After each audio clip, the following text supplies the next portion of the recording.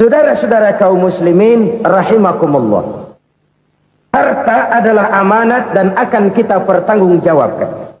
Allah melebihkan rizki sebagian kita dari yang lain agar kita saling tolong menolong, bantu membantu. Nabi janjikan, siapa yang meringankan beban saudaranya muslim di dunia, Allah akan meringankan bebannya di akhirat nanti. Sebuah jaminan dari baginda Nabi. Si orang yang kita bantu barangkali tidak bisa membalas, Allah yang akan membalas lewat jalan lain yang tidak pernah kita sangka-sangka. Ada orang tanya, Pak, ini ada orang nyumbang masjid sambil marah-marah, bagaimana? Saya bilang, sumbangannya aja ambil, marahnya jangan. Marahnya jangan diambil, itu urusan dia. Saudara-saudara kaum muslimin rahimakumullah, umat Islam ini kan umat yang punya potensi besar. Kadang kita merenung, kenapa kadang-kadang pembangunan masjid kok lambat sekali? Kalau hotel hari ini peletakan pertama, bulan depan peresmian. Supermarket hari ini peletakan batu pertama, minggu depan peresmian. Tapi kalau sudah yang namanya masjid, kadang-kadang peletakan batu pertama sekaligus jadi batu terakhir. Selalu berusaha menyimpan sesuatu yang bisa membawa manfaat, baik untuk dirinya, untuk anak cucunya, maupun untuk keluarganya, untuk masa kini dan masa depannya. Kadang simpanan itu berbentuk uang, kadang berupa tanah, lain saat berbentuk pabrik, dan lain sebagainya. Sementara masa depan yang paling pasti adalah akhirat. Jika untuk masa depan dunia kita rela memeras keringat, membanting tulang, pergi pagi dan pulang petang, menyimpan uang, menyimpan tanah, menyimpan pabrik, pernahkah kita merenung jika satu saat kiamat datang, kita dibangkitkan dari kubur masing-masing, berdiri di padang mahsyar untuk mempertanggungjawabkan seluruh kegiatan hidup kita di dunia ini, lalu kita akan menuju ke alam akhirat. Sudahkah kita mempunyai simpanan untuk akhirat kita? Pada pertemuan kali ini saya ingin menyampaikan sebuah hadis di mana Rasulullah sallallahu alaihi wasallam bersabda, arba'un min kanzil jannah. Simpanan sorga ada 4 macam. Yang pertama, ikhfa'us sadaqah, menyembunyikan sedekah. Saudara-saudara kaum muslimin, sebagaimana yang kita maklum bahwa Allah Subhanahu wa taala melebihkan sebagian rezeki dari kita terhadap yang lain. Ada yang kaya, ada yang setengah kaya, ada yang miskin, ada yang setengah miskin, dan selanjutnya. Ada yang gajinya kecil tapi penghasilannya gede. Ada yang penghasilannya gede tapi nggak punya gaji. Ada juga yang memang gajinya gede dan penghasilannya gede. Kelebihan rezeki merupakan sunnatullah dan tidak harus membuat kita merasa lebih dari yang lain. Bahkan sebaliknya, kelebihan itu harus membuat kita ringan tangan untuk menolong mereka yang memang memerlukan pertolongan. Kalau saudara diberikan ilmu, maka pertanyaan akhirat cuma satu, ilmumu kau amalkan untuk apa? Kalau saudara diberikan umur yang panjang, pengadilan akhirat juga bertanya satu, umurmu kau habiskan di mana? Tapi kalau saudara diberikan harta, pengadilan akhirat akan bertanya 2, hartamu kau dapat dari mana, kau belanjakan kemana? Dari mananya ditanya dan kemananya juga ditanya. Oleh karena kita akan dimintakan pertanggungan jawab, maka amanah yang bernama harta ini harus kita gunakan dengan sebaik-baiknya. Ada penggunaan yang merupakan kewajiban, itu zakat namanya. Ada penggunaan yang sewaktu-waktu, itu infak namanya. Ada yang lebih sewaktu-waktu lagi, dan itu sedekah namanya. Zakat dia terikat oleh haul dan nisab, oleh putaran batas waktu dan ukuran dari harta itu sendiri. Sedangkan infak terikat oleh situasi dan kondisi perekonomian seseorang. Sedangkan sedekah tidak terikat dengan apapun. Dalam kondisi seperti apapun kita bisa melakukan sedekah dengan yang terkecil sekalipun. Sampai-sampai Rasulullah sallallahu alaihi wasallam mengajarkan, la tahqiranna minal ma'rufi syai'an walau an talqa akhaka biwajhin talik. Atau ada hadis, tabassumuka fi wajhi akhika laka shadaqah. Senyumanmu kepada temanmu adalah sedekah. Jadi untuk melakukan sedekah tidak harus dalam berbentuk uang. Dengan ilmu kita bisa sedekah, dengan tenaga kita bisa bersedekah, dengan pikiran kita bisa bersedekah, bahkan senyum kepada teman itu pun sedekah. Jadi kalau sedekah dengan uang memang belum punya uang, nyengir aja banyakin. Itu asal pada tempatnya, jangan lalu ketemu tiang listrik cengengesan. Tentu tidak pada tempatnya dan tidak wajar. Nah, sedekah yang paling dicintai Allah adalah sedekah yang disembunyikan. Artinya jauh dari sifat riya. Kan kadang-kadang ada orang sedekah itu disebutkan namanya. Apa tidak bagus? Kalau memang niatnya ikhlas, ya bagus-bagus saja. Untuk memberikan sugesti kepada yang lain. Di Fulan bin Fulan nyumbang sekian, diumumkan. Boleh kalau niatnya untuk memberikan rangsangan kepada yang lain supaya dia menyumbang lebih besar dari orang tadi. Tapi kalau itu mendatangkan riya, maka sedekah yang paling dicintai Allah adalah sedekah yang disembunyikan.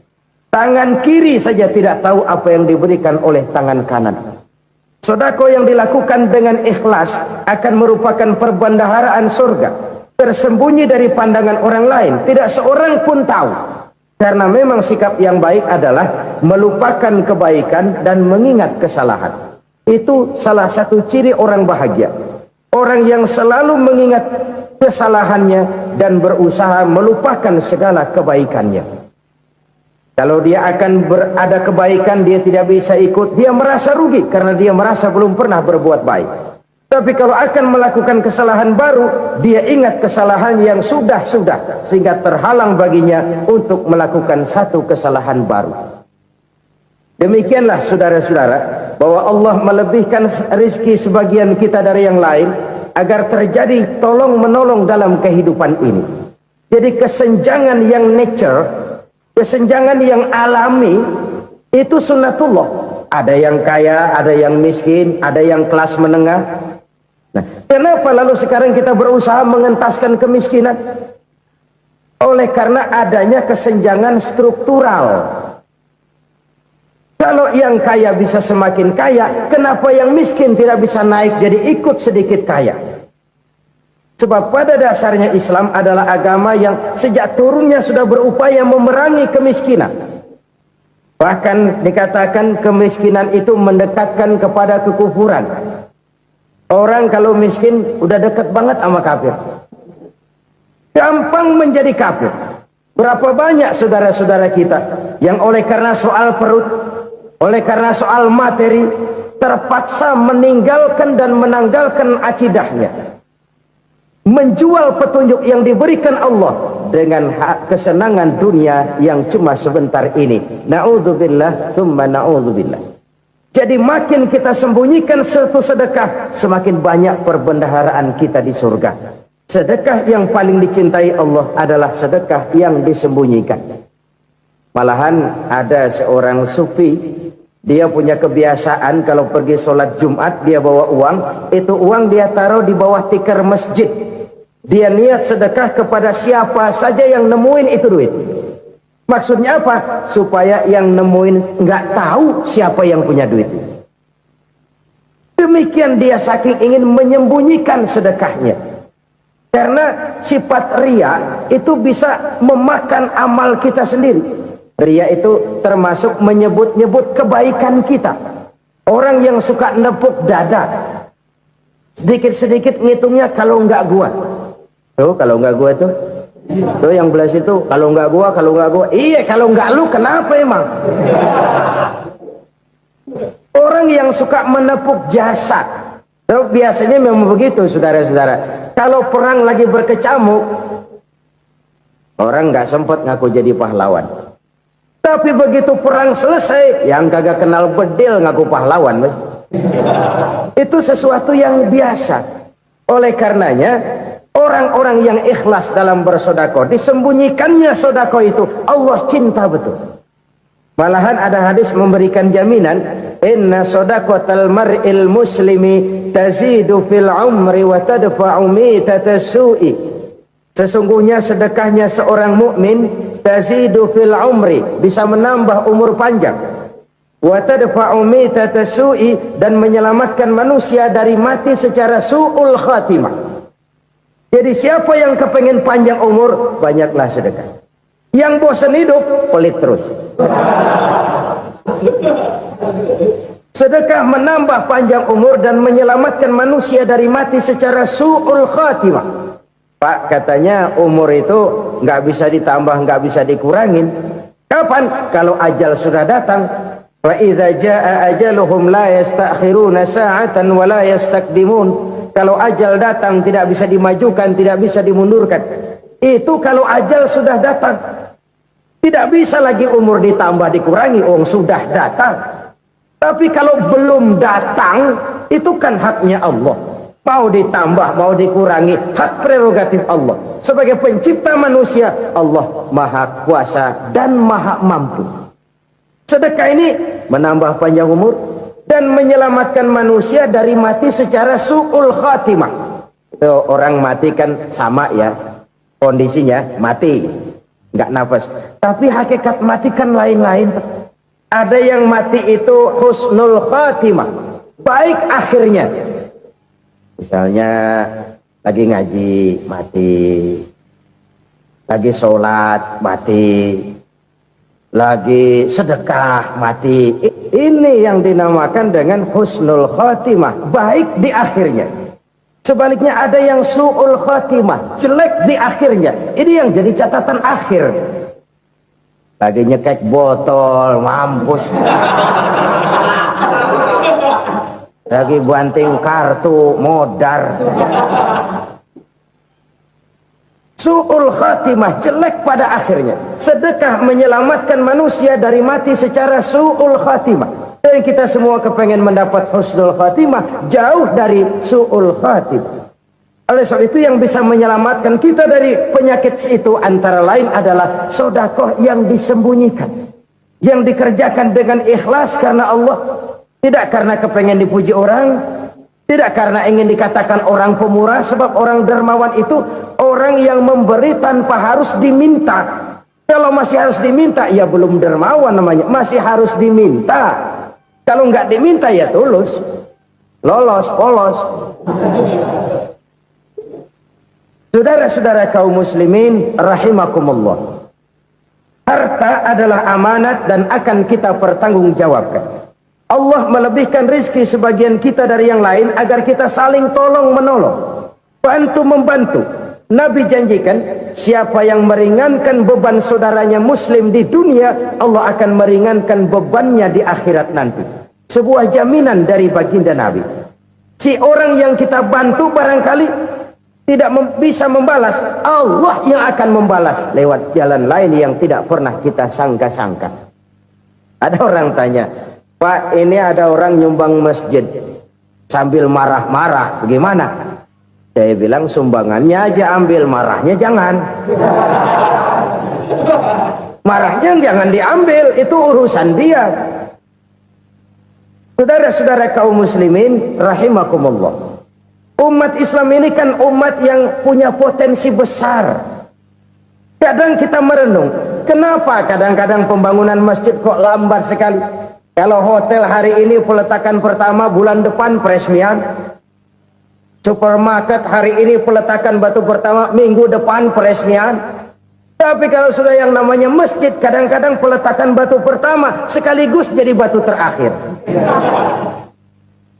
3 tahun, 4 tahun, campur nebar jalak di jalanan, duit dijaring kayak ikan sepat. Apa tidak ada orang Islam yang kaya? Banyak. Apa tidak ada pengusaha muslim yang jadi konglomerat? Ada. Lalu yang belum banyak itu yang komit terhadap nilai-nilai agamanya. Akhirnya kita jatuh jadi umat yang lemah.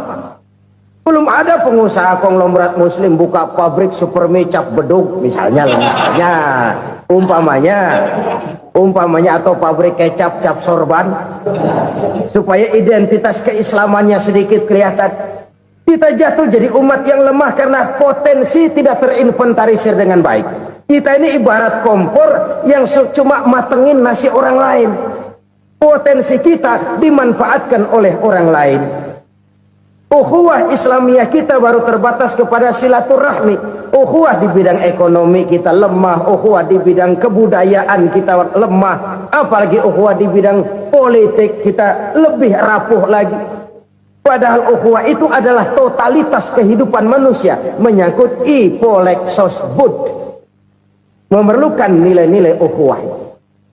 Jadi oleh karena itu mari kita menyadari di dalam harta kita, walaupun kita yang cari pergi pagi pulang sore peras keringat banting tulang, di sana ada harta anak yatim, di sana ada hak masjid, di sana ada hak pesantren, di sana ada hak jihad. Berbahagialah seseorang apabila dia oleh Allah dijadikan keran itu menyimpan air, tapi tidak untuk dirinya, tapi disalurkannya kepada mereka yang memang memerlukannya. Saudara-saudara kaum muslimin rahimakumullah, ini yang pertama. Jadi perbendaharaan surga adalah menyembunyikan sedekah.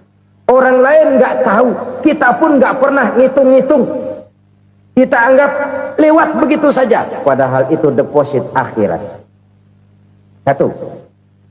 Yang kedua, perbendaharaan surga itu apa? Wa kitmanul musibah, menyembunyikan kesulitan. Kadang orang takut menghadapi kesulitan, tapi makin kita merenung, hidup ini kan sebenarnya urusan. Takut sama urusan ya jangan hidup. Tandanya orang hidup itu kalau punya urusan. Urusan melupakan problem, problem sering menimbulkan kesulitan. Kesulitan bukan untuk ditakuti, tapi untuk diatasi dan dicarikan jalan keluarnya. Siapa sih orangnya yang nggak pernah sulit-sulit? Makin tinggi status sosialnya, makin gede urusannya. Makin tinggi kualitas imannya, makin berat tingkat kesulitannya. Cuma memang yang namanya enak itu seperti pelangi. Biang lala itu nggak pernah di atas kepala kita, di atas kepala orang melulu. Lo sih enak lo, kata kita. Dia juga bilang yang enak kan lo. Pelangi itu nggak pernah di atas kepala kita. Kata tukang beca, aduh enak ya naik Mercy. Kata tukang beca, apa yang di dalam mobil Mercy? Aduh enak bener tukang beca, di jok ngeringkuk ngorok pulas bener. Saya kamar pakai AC sejuk, tempat tidur sutra empuk, alga spring bed, gula kulik nggak bisa pulas kalau belum minum Valium, belum tidur. Enak bener tukang beca, di jok ngorok nggak tahu wetan kulon. Si tukang beca bilang yang di Mercy enak, yang di Mercy bilang tukang beca enak. Inilah enak, nggak pernah di atas kepala kita, di atas kepala orang lain melulu enak itu. Nah saudara-saudara, yang merupakan perbendaharaan surga itu orang yang bisa menyembunyikan kesulitan, baik pribadi ataupun rumah tangga. Nih terutama rumah tangga yang jadi soalnya. Kadang-kadang kita ini kalau senang, sebaliknya kalau senang kita diam, kalem aja, cuek. Banyak banget duit kita bawaan, diam aja udah. Malah ketemu orang takut. Tapi begitu susah, sekampung tahu. Padahal Nabi mengajarkan perbendaharaan surga itu menyembunyikan musibah, menyembunyikan kesulitan. Kalau enak, cerita sama orang-orang. Kalau nggak enak, rasain sendiri, tekan sendiri, atasin sendiri. Kita kan sebaliknya, senang kita diam, asal lagi susah, paling tidak kita nyari teman buat cerita kesusahan. Siapa orangnya yang nggak pernah susah? Cuma soalnya bagaimana kita mengatasi kesusahan itu sendiri. Begitu juga misalnya kalau orang sudah berumah tangga, Itu orang tuanya harus menjadi tempat dia cerita yang enak-enak saja. Yang nggak enak rasain berdua, selesaikan berdua, atasin berdua. Jangan dibalik. Asal senang diam, giliran susah saja. Maknya laporan. Terbalik. Bisa menjaga security informasi. Maka nama bayam keluar diam. Malah seluitan. Enak amat lo makan daging ayam.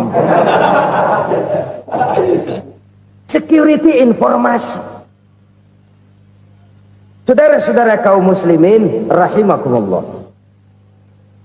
Ujian yang terberat itu yang pernah diberikan kepada para nabi, para rasul, para aulia, para ulama. Makin tinggi keimanan, makin berat bentuk kesulitan. Ayo saya kemukakan satu contoh saja.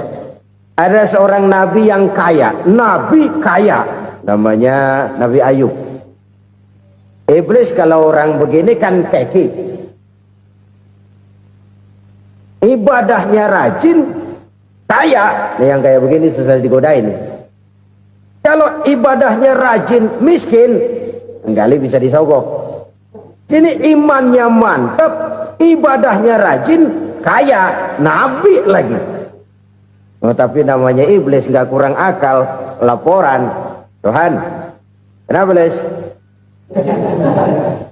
Ya ini bahasa saya, bahasa Qurannya sih nggak gitu. Itu hambamu yang namanya Ayub, dia rajin ibadah cuma karena dikasih kaya aja. Coba kasih miskin dia, berhenti dia sembahyang. Ah, kamu bisa aja. Saya tahu Ayub itu hambaku yang ikhlas. Saya buktiin Tuhan, silahkan. Dibuktiinlah, iblis turun ke alamin. Yang mula-mula dia lakukan, dia rusak sawah ladang Nabi Ayub. Dia binasakan binatang ternak Nabi Ayub. Sehingga dalam waktu singkat, jatuhlah Nabi Ayub dari orang paling kaya jadi orang paling miskin.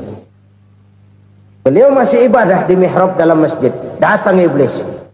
Saudara Ayub, ya, lagi ngapain? Ibadah. Nyembah Allah, nyembah Allah. Oh, percuma. Kenapa?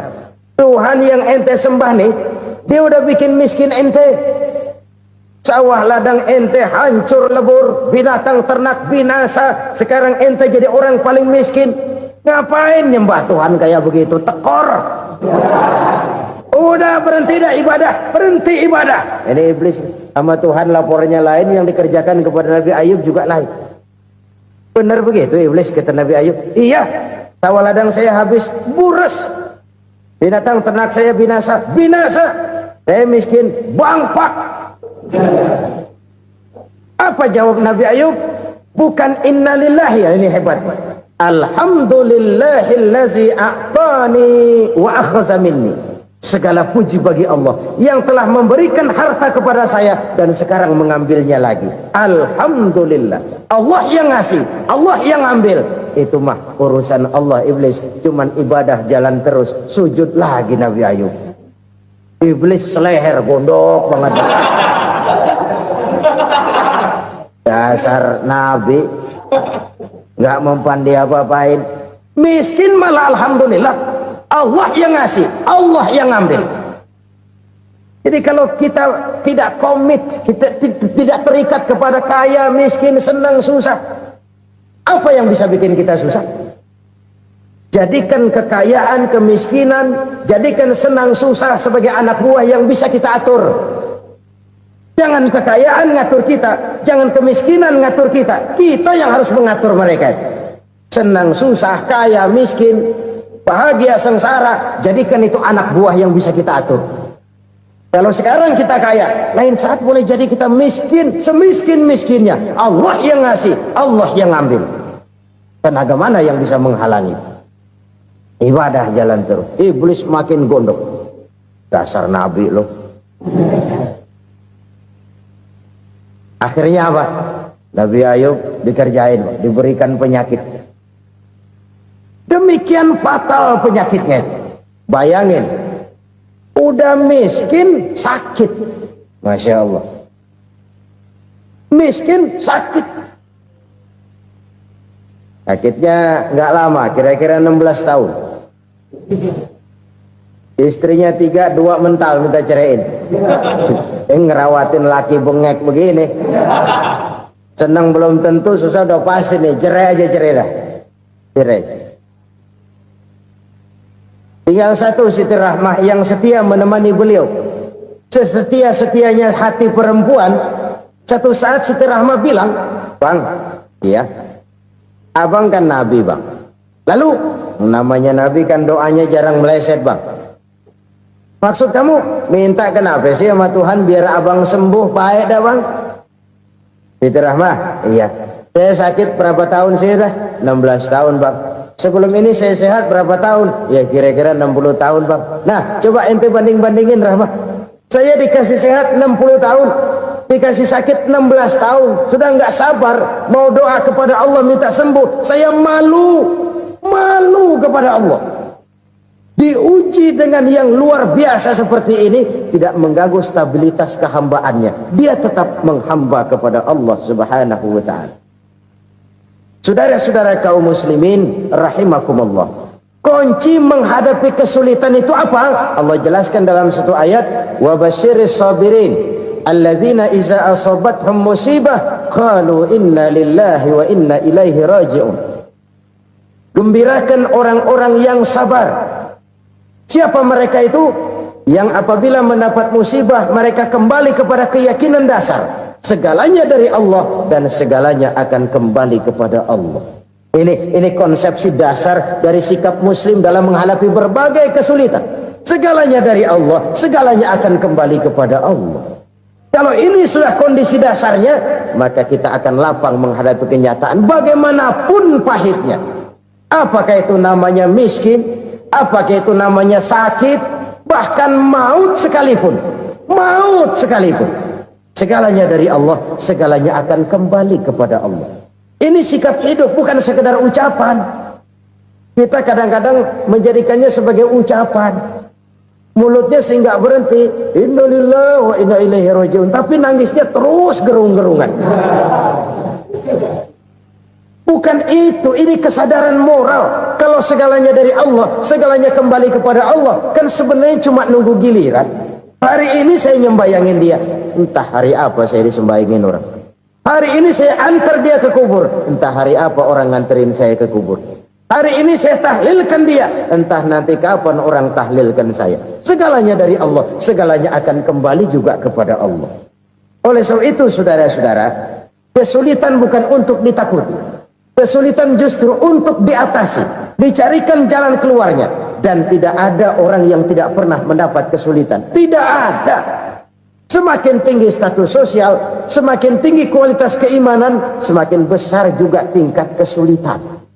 Hanya saja bagaimana cara kita mengatasinya. Dan Al-Quran menyatakan, inna ma'al usri yusra. Di balik kesulitan itu pasti ada kemudahan. Roda itu berputar. Karena itu Rasulullah sallallahu alaihi wasallam mengingatkan kepada kita, ta'arraf ilallahi firraha ya'rifka fisyiddah. Ingatlah kepada Allah di waktu kamu senang, supaya Allah ingat kepada kamu di waktu kamu susah. Kalau waktu senang kita ingat kepada Allah, kita susah, Allah tidak akan meninggalkan kita. Tapi kalau waktu senang kita jauh dari Allah, sujud tidak sempat, dengan masjid jauh, ketika senang kita lupakan Allah. Nanti begitu kita susah, Allah lupakan kita. Dan itu menyakitkan. Oleh karena itu orang-orang tua kita dulu bilang, kalau lagi sehat ingat-ingat lu bakal sakit nanti. Kalau lagi kaya ingat-ingat satu saat kita bakal jatuh miskin. Bahkan kalau lagi muda ingat-ingat kita bakal tua. Dan yang terpenting, kalau lagi hidup ingat-ingat kita bakal mati. Saudara-saudara kaum muslimin rahimakumullah. Jadi yang kedua yang merupakan perbendaharaan surga, menyembunyikan musibah. Saudara-saudara kaum muslimin rahimakumullah.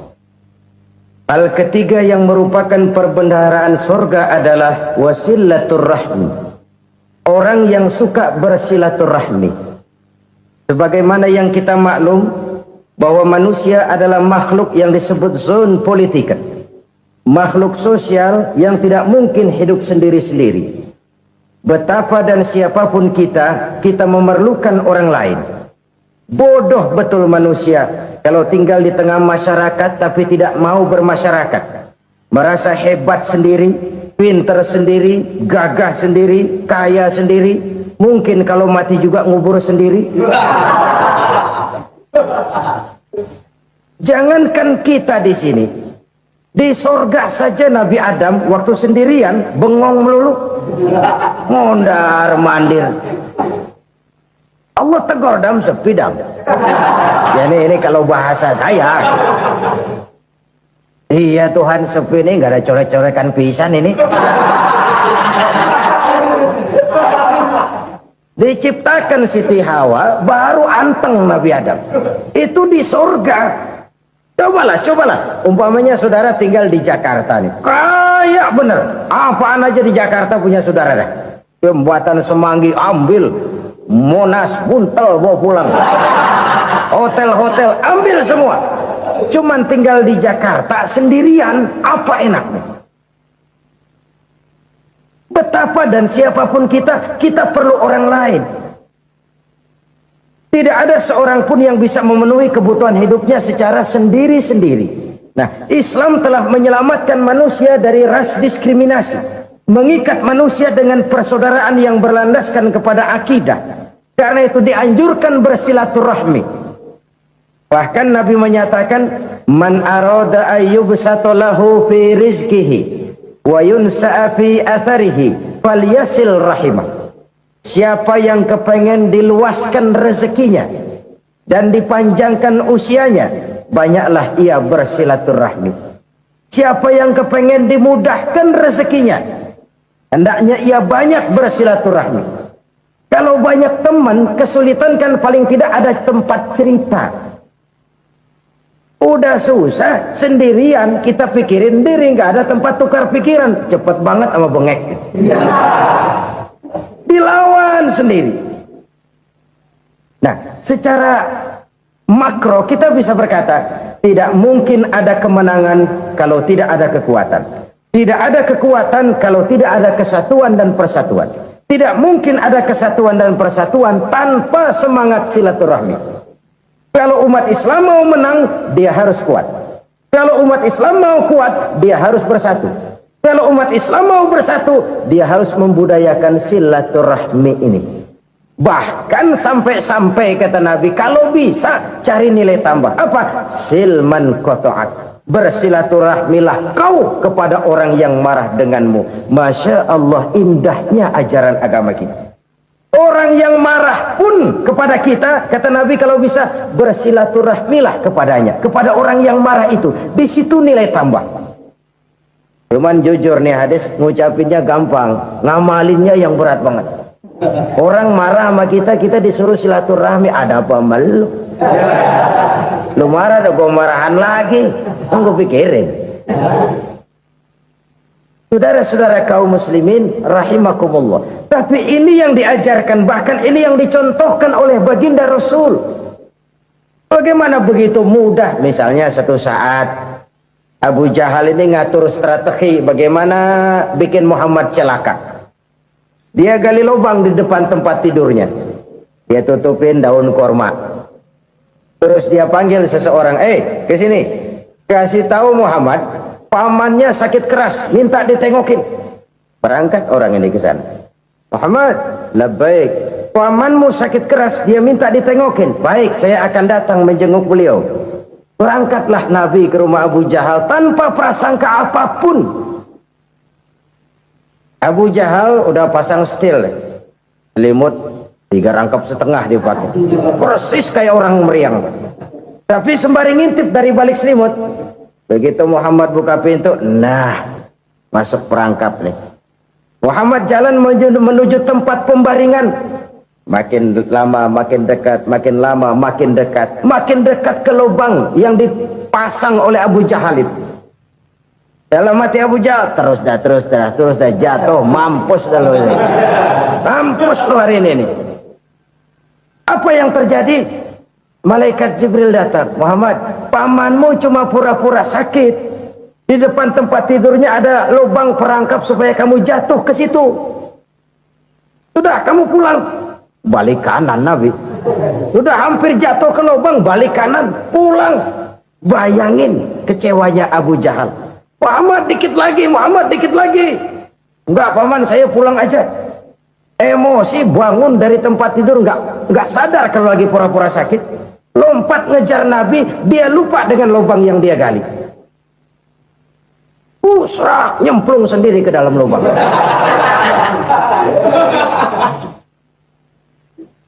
Nabi terus berlalu. Ini terjadi keanehan. Jatuh ke lubang yang dia gali itu sebenarnya nggak terlalu dalam ya, antara 3-4 meteran lah. Tolong, saya jatuh ke lubang ini.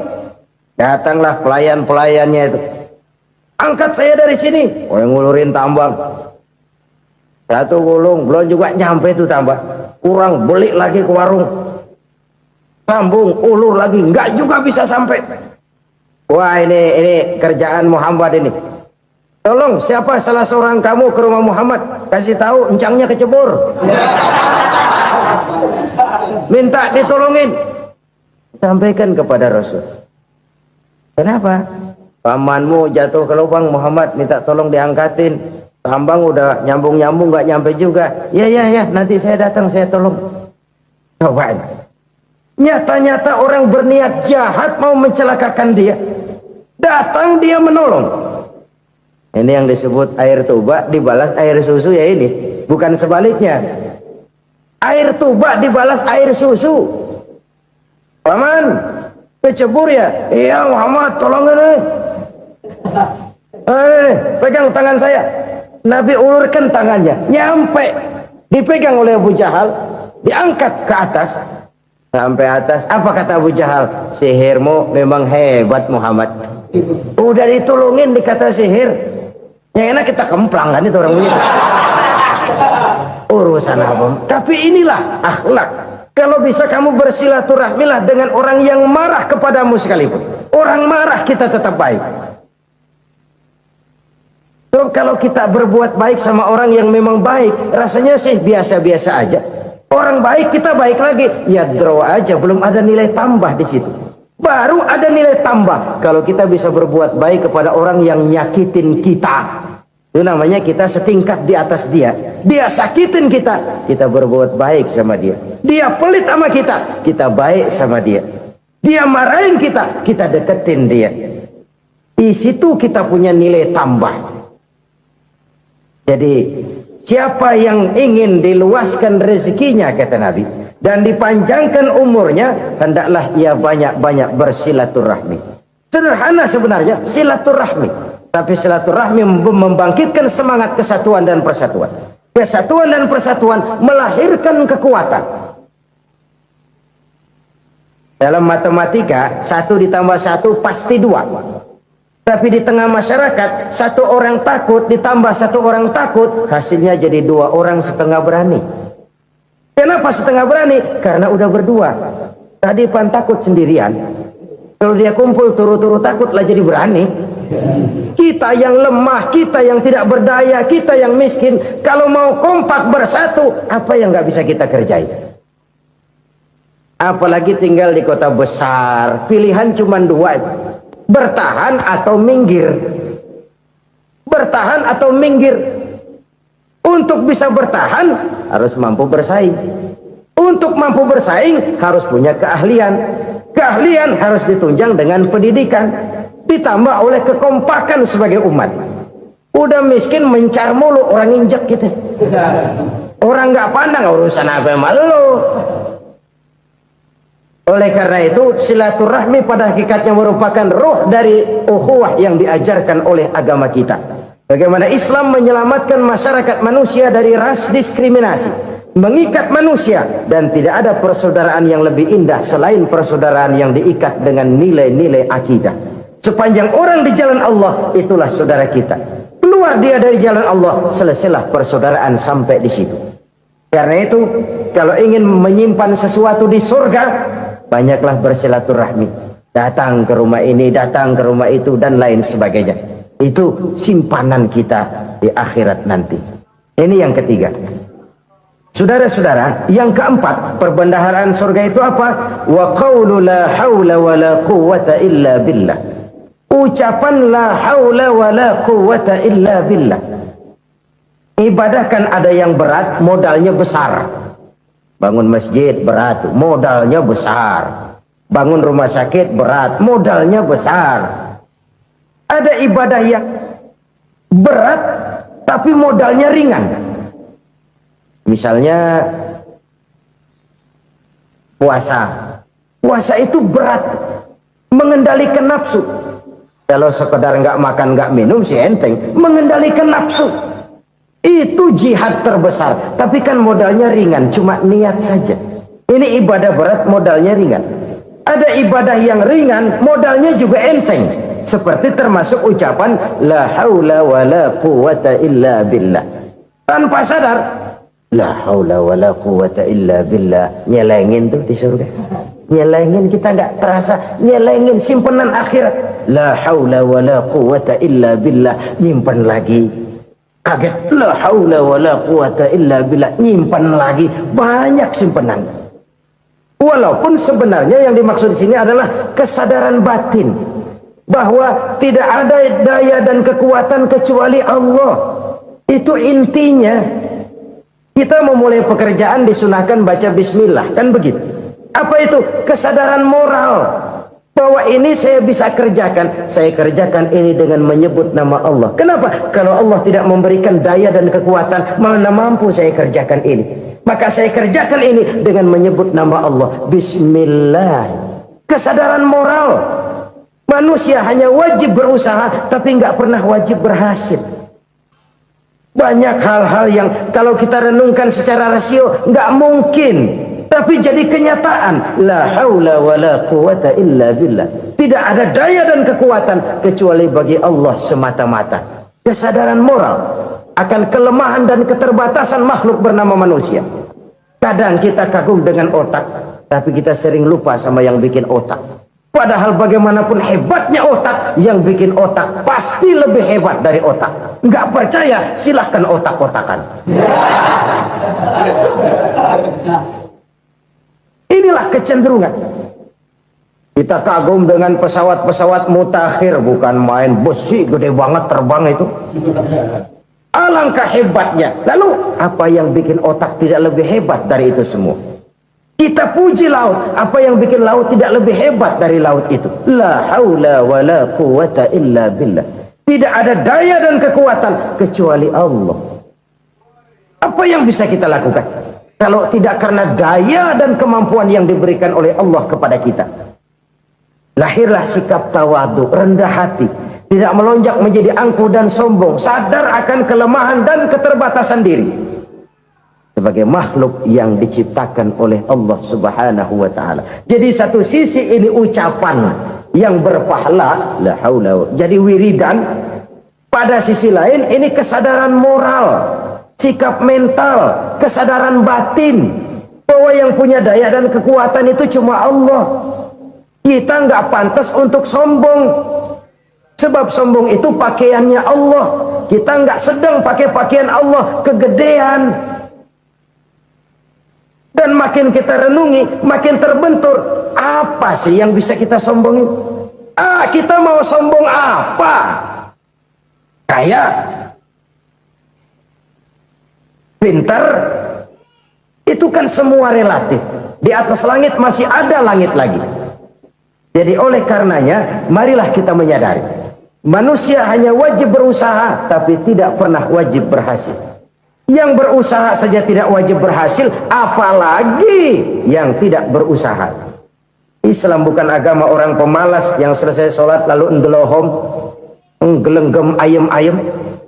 Tapi Islam bukan agama orang sombong yang setelah berusaha lalu tidak memerlukan Allah. Kita bisa saja bikin proyeksi, tahun sekian kita bakal panen besar menurut perhitungan otak. Tapi ada kejadian lain. Apa? Tikus ngambek. Habis itu dimakanin tikus, panen gagal. Proyeksi rasional gagal oleh tikus-tikus yang ngambek itu. Bisa saja terjadi. Tahun depan kita panen besar, urung. Kenapa? Musim panas panjang. Dan sekarang ini koran-koran bikin berita musim mengalami penyelewengan. Bukan cuma manusia yang nyeleweng sekarang. Musim pakai nyeleweng. Mestinya kan musim hujan udah selesai, masih hujan-hujan juga. Musim.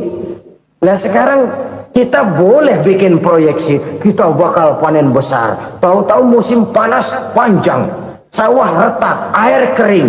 Cari teknokrat yang paling botak, suruh pendekin tuh musim panas.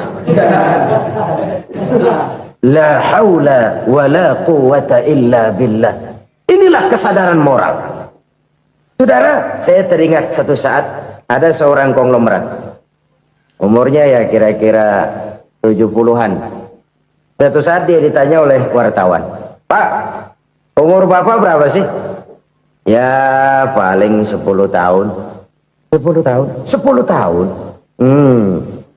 Anak Bapak berapa orang? Satu saja? Satu. Harta Bapak berapa? Ya paling-paling bangsa 7 juta kali. 7 juta? Iya. Pak, kenapa Bapak bohongi saya? Bapak punya buku biografi. Koran-koran, majalah-majalah banyak memuat cerita riwayat hidup Bapak. Saya tahu umur Bapak 70. Kenapa bilang cuma 7 tahun? Saya tahu anak Bapak 8. Kenapa cuma bilang 1? Saya tahu harta Bapak miliaran, mungkin triliunan. Pabrik di mana-mana, bank di mana-mana. Kenapa bilang uang Bapak cuma 7 juta? Nah, kata si konglomerat tadi, "Kamu benar, Nak, kamu benar. Umur saya kalau jumlahnya memang 70, Nak.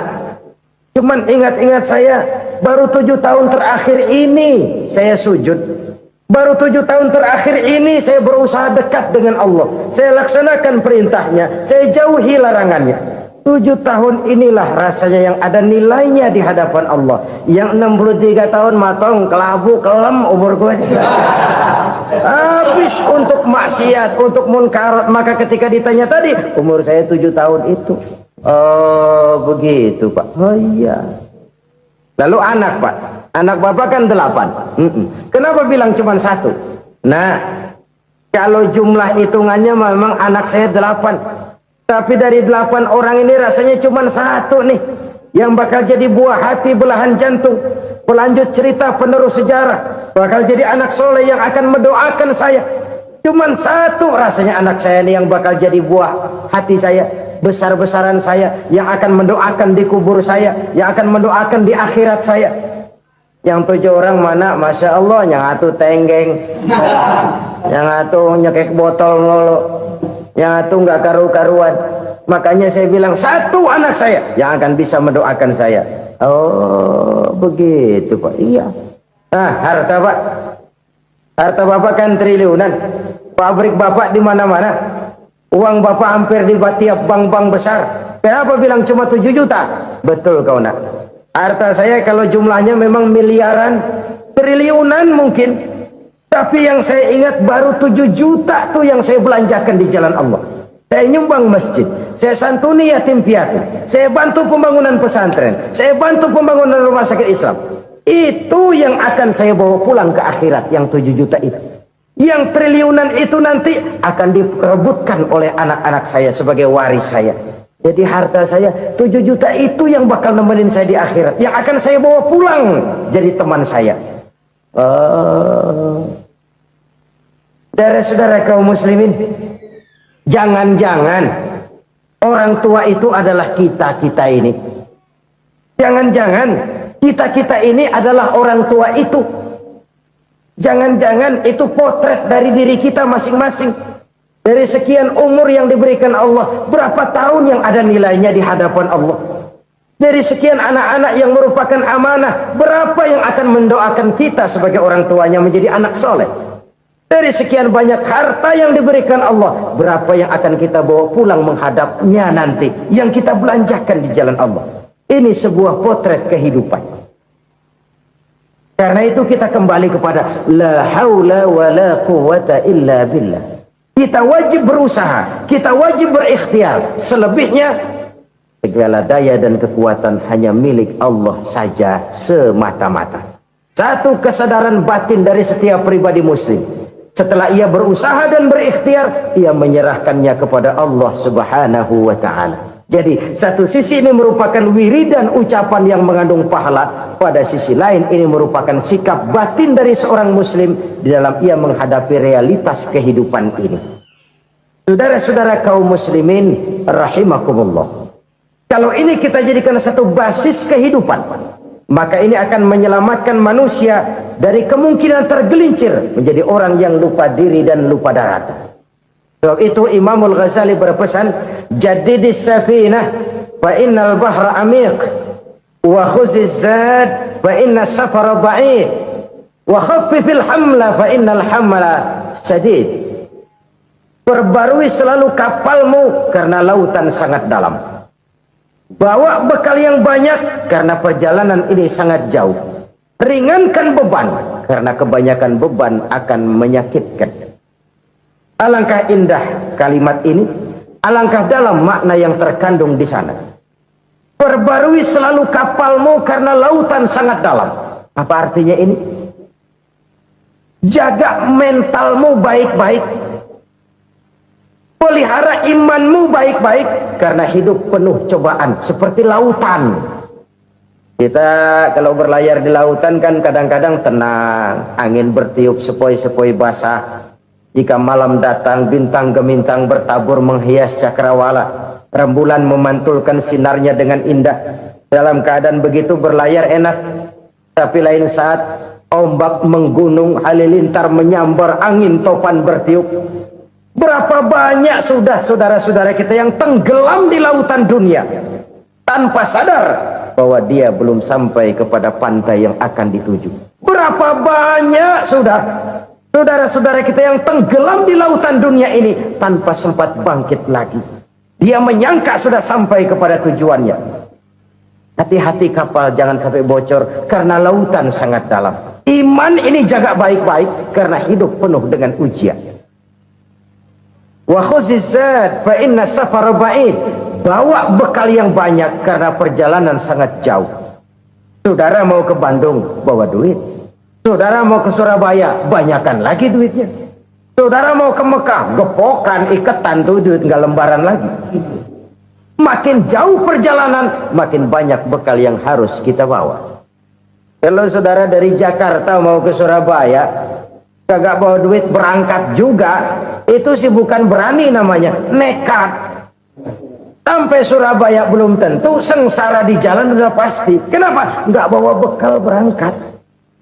Sama juga kita nih, misalnya belum sempat sembahyang, mati.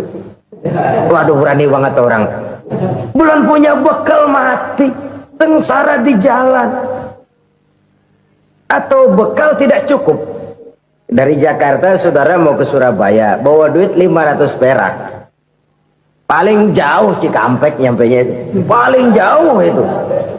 Antara jauhnya perjalanan dengan bekal yang saudara bawa tidak seimbang. Hidup ini perjalanan panjang. A walking tour. Dimulai dari alam arwah. Sebelum jasad diciptakan, roh diciptakan lebih dulu. Dari situ pindah ke alam rahim. Dari alam rahim pindah ke alam dunia. Dari alam dunia pindah ke alam barzah. Baru menuju akhirat.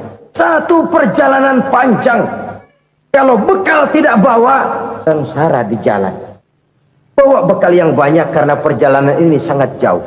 Wa khaffifil hamla, ringankan beban karena beban itu cuma akan menyulitkan.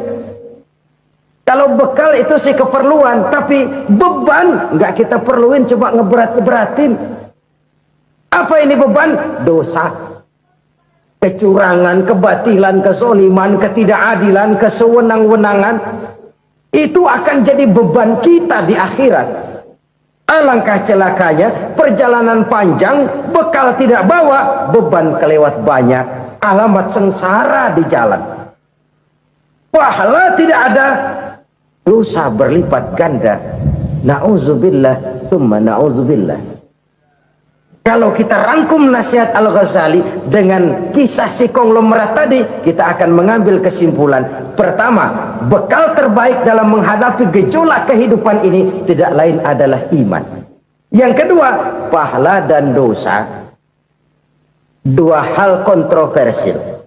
Pahala adalah bekal, dosa adalah beban. Tapi kita sekarang kan tidak begitu terangsang kepada yang abstrak. Orang berlomba mencari yang konkret-konkret saja, yang real. Kalau memang dosa, benjol dong, kira-kira begitu. Kira-kira begitu. Persis orang Yahudi dulu. Orang Yahudi itu kan pernah minta kepada Nabi Musa, "Ya Musa, lan nu'mina laka hatta narallaha jahrah." Musa, kami enggak bakal mau beriman kepada Allah kalau belum kami lihat Allah ada nongkrong di depan kami. Kalau memang Tuhan ada, taruh dong di depan kami. Mau yang konkret-konkret saja. Kalau memang dosa, benjol dong. Kalau memang pahala, berasa dong. Orang terangsang kepada yang real, yang konkret-konkret saja. Karena itu, untuk mengejar dosa orang mau bayar. Tapi untuk mengejar pahala, walaupun tidak bayar, orang segan. Ini yang dikatakan oleh Nabi, kamu mengharapkan ke surga, tapi kamu berat melaksanakan sesuatu yang bisa membawa kamu ke surga. Kamu ingin jauh dari neraka, tapi tiap saat kamu lakukan perbuatan-perbuatan yang justru menjerumuskan kamu ke neraka. Idda'aitum an-najata minan nar wa ramaitum fiha anfusakum. Kamu ingin selamat dari neraka, tapi kamu lemparkan diri kamu ke neraka.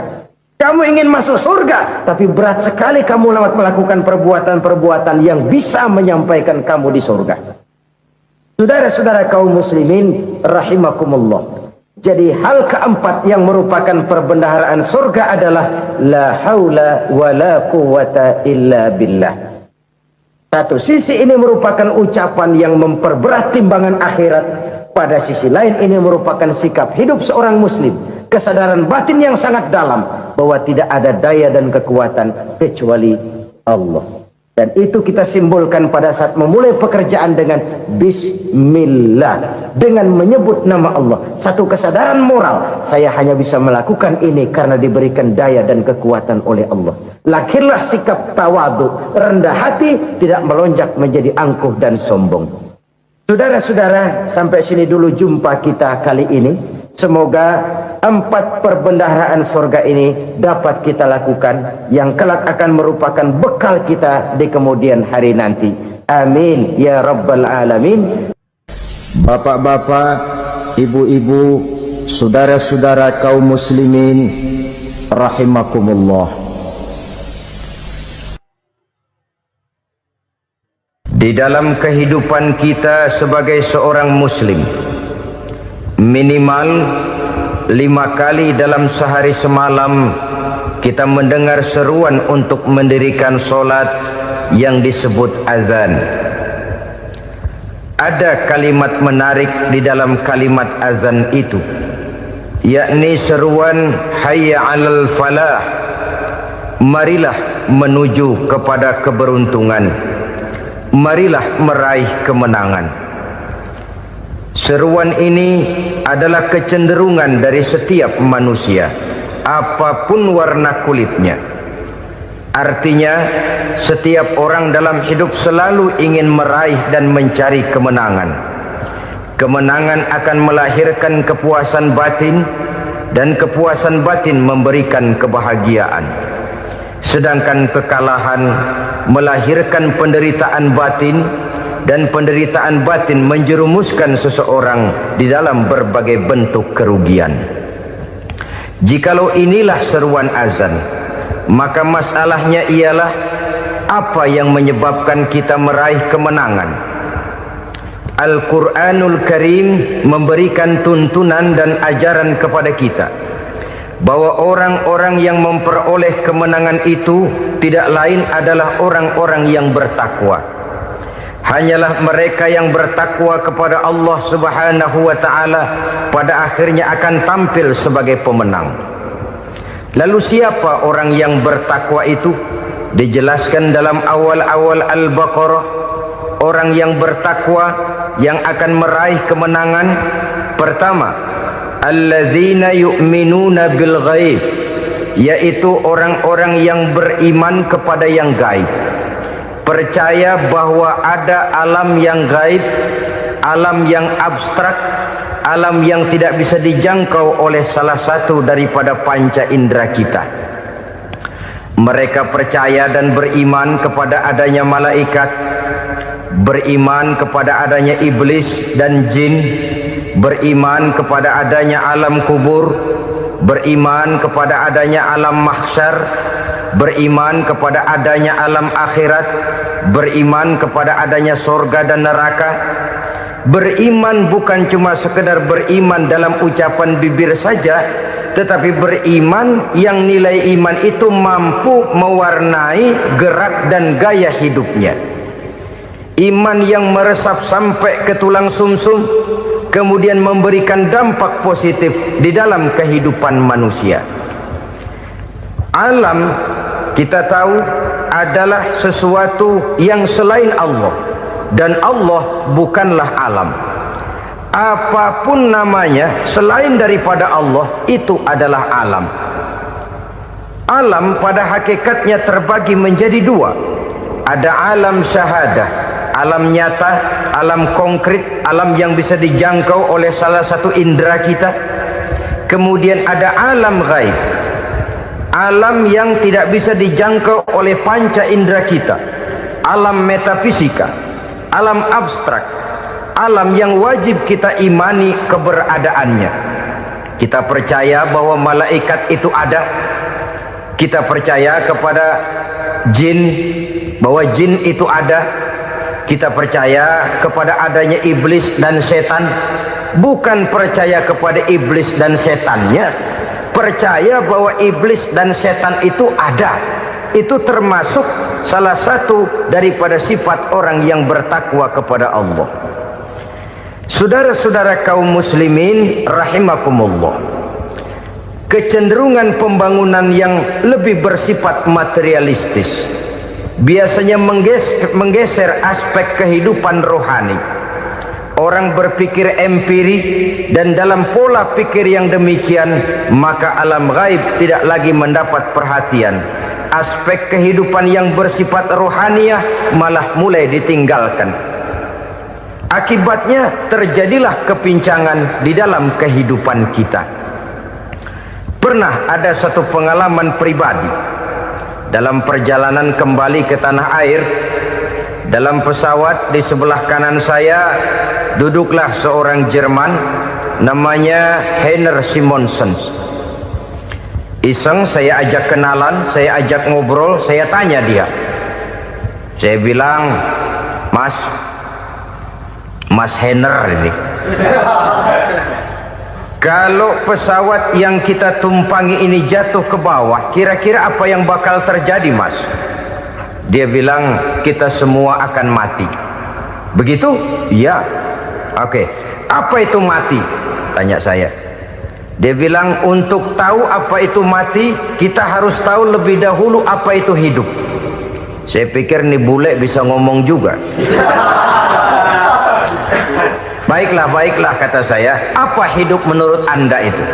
Oh, hidup itu dia bilang, kalau seluruh anggota badan kita bekerja secara normal, paru-paru memompa darah secara normal, jantung berdetak secara normal, sel-sel tubuh bekerja secara fit, dan organisme tubuh hanya mau bekerja secara normal, dia bilang, kalau kita memberi makan yang cukup, menu yang teratur, dan gizi yang lengkap. Saya bilang, kesimpulannya apa, Ner? Dia jawab, hidup adalah dari tangan ke mulut. Life is from the hand to the mouth, kata dia. Hidup adalah dari tangan ke mulut. Jadi masalah hidup tidak lebih daripada masalah isi perut. Orang pergi pagi, pulang sore, peras keringat, banting tulang, perut yang dibelain. Saya bilang, you are wrong. Sampean salah, Ner. Kamu orang Islam bukan? Bukan. Pantas. Kenapa saya salah? Dia bilang, ya jelas salah. Salahnya di mana? Kamu ini manusia. Kalau hidup cuma dari tangan ke mulut, saya bilang, kambing di kampung saya juga begitu pikirannya, Ner. Itu kambing di kampung saya, asal perutnya kenyang, sudah hidup dia. Perkara besok bagaimana, lusa prospeknya macam mana, bulan depan ada apa, kambing nggak pernah mikir. Di kampung saya kambing juga pikirannya begitu. Kamu Kristen ya? Tadinya. Loh kok tadinya, lalu apa sekarang kamu ini? Dia bilang sekarang saya netral. Saya tidak beragama, tapi saya percaya kepada Tuhan sebagai pencipta alam. Saya ingat benar dia bilang, I haven't any religious, but I believe to God as the creator of the world. Kenapa bisa netral begitu, Ner? Habis saya bingung katanya. Islam bilang Islam baik, Kristen bilang Kristen baik, Hindu Buddha bilang Hindu Buddha baik, semua agama baik. Saya netral sekalian, nggak beragama. Yang penting saya percaya kepada Tuhan. Saya bilang, Ner, kamu ini kayak orang mau beli celana, lalu bingung. Yang satu bilang Levi's bagus, yang satu bilang Blue Jean hebat, yang satu bilang Wool England hebat. Celana ini hebat, celana itu bagus, celana ini hebat. Semua celana bagus, kamu bingung. Akhirnya netral, tidak pakai celana. Itu juga salah. Saya pikir-pikir, kemudian saya melihat bahwa dua pola berpikir Henner ini nampaknya sudah mulai menggejala di lingkungan masyarakat bangsa kita. Disadari atau tidak, secara jujur kita harus berkata, dua pola pemikiran Henner ini mulai berkembang di tengah masyarakat bangsa kita. Pertama, pola pikir materialisme. Hidup adalah dari tangan ke mulut. Masalah hidup tidak lebih masalah isi perut. Itu yang perlu dibela, dan disitulah arti kehidupan.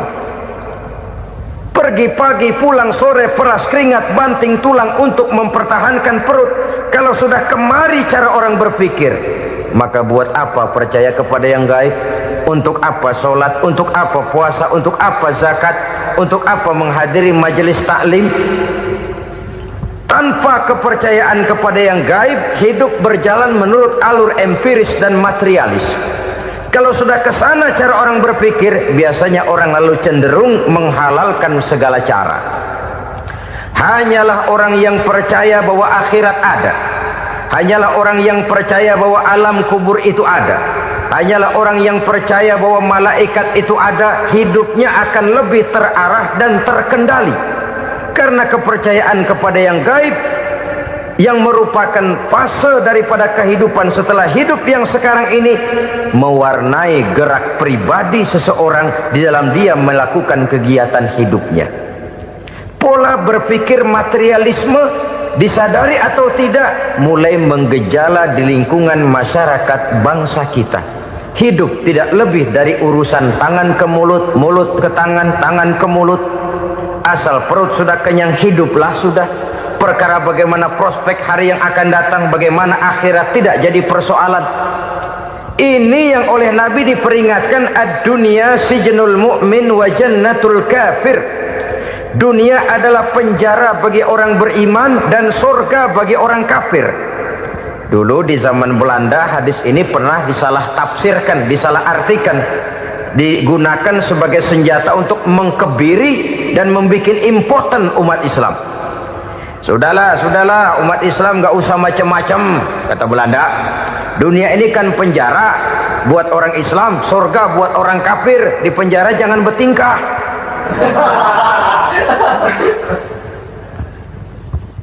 Pengertiannya tidak begitu. Dunia adalah penjara bagi orang mukmin. Artinya dalam kehidupan dunia seorang mukmin tidak bebas memperturutkan hawa nafsunya. Di penjara hawa nafsunya. Sebaliknya surga bagi orang-orang kafir. Buat orang kafir surgalah dunia ini. Mereka bebas memperturutkan hawa nafsunya. Dilarang tidak terlarang, dicegah pun tidak tercegah. Mereka hidup menurut alur bisikan nafsu mereka sendiri. Kemudian bila ajal datang, maut merenggut nyawa, selesailah surganya sampai di situ. Maka bagi orang-orang yang tidak percaya kepada adanya akhirat, kepada adanya alam gaib, surganya sebatas umurnya. Sekali lagi, surganya sebatas umurnya. Bila umur selesai, ajal pun datang merenggut nyawa, selesailah sudah surganya sampai di situ. Alangkah pendeknya perjalanan orang-orang yang tidak percaya kepada alam gaib ini. Bagi kita mukmin, jikalau kita mampu memenjarakan hawa nafsu, kita bisa bahagia di dunia ini. Dan Islam memang tidak menyuruh kita sengsara di dunia. Raih dunia, kejar dunia, gapai dunia sebagai alat untuk mencapai kebahagiaan di akhirat nanti. Hidup adalah satu perjalanan panjang yang terbentang sejak kita terlahir dari alam rahim sampai kepada alam akhirat nanti. Andai kata kita gagal meraih kebahagiaan di dunia, toh kita masih punya akhirat. Tapi jangan jadi dalil yang melemahkan semangat. Biarin dah kita di dunia kebelangsak, yang penting akhirat. Akhirnya dunia benar-benar kebelangsak. Bagaimana dunia ini bisa kita raih, dan bagaimana meraih dunia untuk menunjang kepentingan akhirat nanti. Yang kedua, dari pikiran Heiner yang saya lihat menggejala di lingkungan masyarakat bangsa kita, timbulnya manusia-manusia netral. Seolah-olah Tuhan yes, agama no. Sama Tuhan percaya, agama ogah. Tuhan ngangguk, giliran agama godeng. Padahal hampir dalam setiap ayat dalam Quran, kata-kata amanu biasanya bergandeng dengan wa amilus sholihat, iman dan amal soleh. Ini sebagai isyarat Tuhan dan agama jangan pernah dipisah-pisah. Apabila kita bertuhan, maka kita harus beragama. Apabila kita beragama, maka agama itu harus bersumberkan dari Tuhan yang kita imani itu. Tidak mungkin kita pisah, Tuhan yes, agama no. Sama Tuhan percaya tapi agama bikin sendiri. Sembayangnya cukup bengong 2 jam madep ngulon.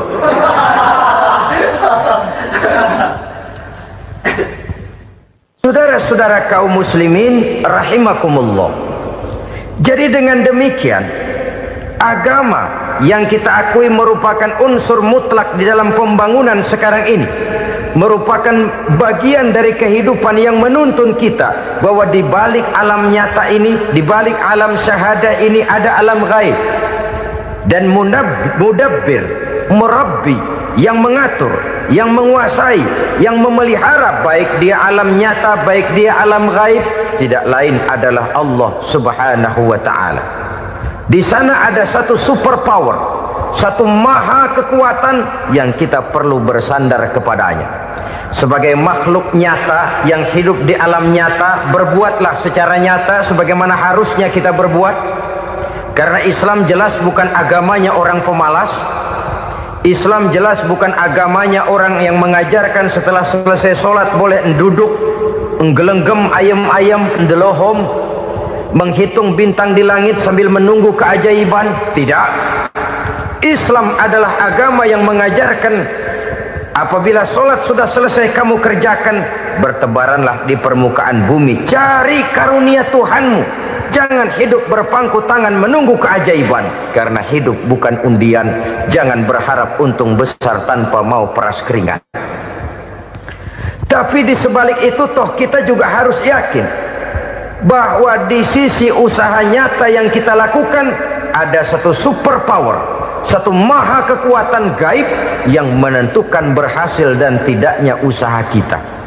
Kepercayaan kepada hal semacam inilah yang mendorong kita untuk mempunyai sandaran vertikal, agar jikalau usaha ini berhasil, kita tidak lupa diri dan lupa daratan. Jikalau usaha ini gagal, kita tidak putus asa dan buruk sangka, tidak cupik pandangan dan sempit hati, tapi mampu melihat persoalan dengan kacamata putih sambil husnuzon kepada Allah Subhanahu wa ta'ala. Kita percaya malaikat itu ada yang namanya raqib dan atid, mengawasi gerak hidup kita sampai kepada gerak hati kita. Ini memberikan sugesti agar kita berhati-hati, tidak sejengkal tanah pun kita bisa berlindung dari pengawasan raqib dan atid. Ada munkar nakir yang akan menyoal kita di alam kubur. Ada malaikat Malik, penjaga neraka. Ada malaikat Ridwan yang menjaga surga. Kita percaya kepada adanya jin, kita percaya kepada adanya setan, iblis. Percaya kepada adanya, bukan mempercayai si setan, si iblis lalu menjadikannya sebagai teman. Tidak. Percaya bahwa mereka itu ada dan merupakan makhluk Allah yang gaib, yang diciptakan Allah Azza wa Jalla. Kepercayaan kepada alam gaib memberikan motivasi terhadap gerak lahir manusia, sehingga dengan motivasi kepercayaan kepada yang gaib, gerak lahir jadi lebih terarah, jadi lebih terpelihara. Pernah seseorang bertanya, "Pak, apakah adanya akhirat bisa dibuktikan secara ilmiah?" Saya bilang tidak bisa, tidak bisa. Kenapa? Karena yang berangkat nggak pernah pulang kembali lagi. Kalau dia pulang kemari bisa kita tanya bagaimana enak di sono. Cuma secara moral saya katakan, lebih beruntung orang yang percaya kepada akhirat daripada yang tidak. Sekarang saudara percaya akhirat ada, lalu saudara baik-baik di dunia, sholat, puasa, zakat, menolong orang lain, menebarkan kebajikan. Saudara mati, andai kata akhirat tidak ada, toh dalam hidup saudara sudah berbuat baik, paling tidak nama saudara akan dikenang sebagai orang baik. Sebaliknya, saudara percaya, kata saya, bahwa akhirat tidak ada, lalu hidup semau-maunya, tenggelam dalam maksiat dan munkarat, menentang Allah, tidak mau ruku dan sujud, lalu saudara mati, kemudian akhirat ada, ayo mau apa? Bekal tidak punya. Jadi secara moral lebih beruntung orang yang percaya kepada adanya akhirat daripada yang tidak percaya. Dan itu alam gaib yang tidak bisa dibuktikan secara eksat. Jangankan untuk membuktikan seperti itu, dalam kehidupan sehari-hari saja yang kita rasakan tidak selalu berbentuk toh. Angin, bagaimana sih bentuknya angin? Kita tidak tahu. Merah, buktinya kalau dikerok merah. Yang merah itu kulit, yang kulit kita bukan anginnya. Sakit, rasa sakit itu ada, tapi bagaimana bentuk sakit kita nggak pernah tahu. Kalau kita makan cabai pedas, bagaimana bentuk pedas itu tidak ada, tapi rasa ada. Bentuk pedas hijau, cabenya bukan pedasnya. Tidak semua yang kita rasakan bisa kita gambarkan dalam bentuk yang konkret. Oleh karena itu, sekali lagi bahwa kepercayaan kepada alam yang gaib mampu memberikan satu sugesti yang menata kehidupan seseorang lebih lurus, lebih terarah, dan lebih terkendali. Maka wajar kalau kepercayaan kepada yang gaib mengantarkan seseorang untuk meraih kemenangan. Kenapa? Dia percaya kepada yang gaib, bahwa akhirat ada, bahwa alam kubur ada, bahwa pertanggungan jawab itu ada. Maka dia lalu tidak hidup saenae udele dewe, itu loh. Tidak hidup menurut seleranya sendiri, terarah, teratur. Ini cirinya yang pertama. Orang bertakwa yang akan meraih kemenangan, mereka beriman, mereka percaya kepada yang gaib.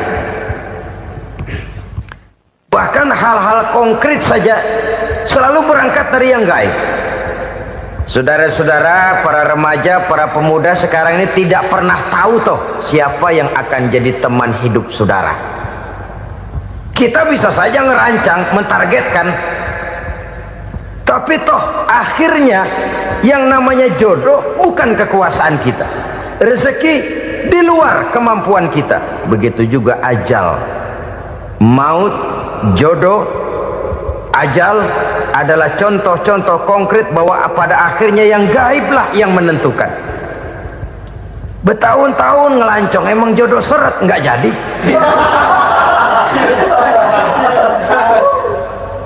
Begitu kenal baru setengah malam nginep ditangkap hansip kan. Hal-hal semacam itu kadang-kadang kita berpikir suuzon, gilet, perempuannya cakep banget, lakinya rebek amat. Memang begitulah jodohnya. Memang begitulah jodohnya. Saudara hadirin ma'asyiral muslimin yang saya hormati, jadi hal-hal yang konkret saja kita yakini sepenuhnya ditentukan oleh satu superpower yang gaib itu tadi. Dari sanalah segala ketentuan itu berangkat dan kesanalah segalanya akan kembali. Maka kepercayaan kepada yang gaib meluruskan gerak hidup seseorang dan itu akan mengantarkan dia kepada meraih kemenangan. Satu. Yang kedua, wa yuqimuna shalah. Orang bertakwa yang akan meraih kemenangan itu adalah orang-orang yang mendirikan sholat.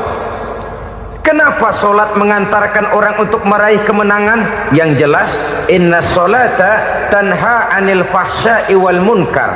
Sholat mampu mencegah manusia dari perbuatan keji dan munkar. Banyak filsafat hidup yang terkandung di dalam sholat ini.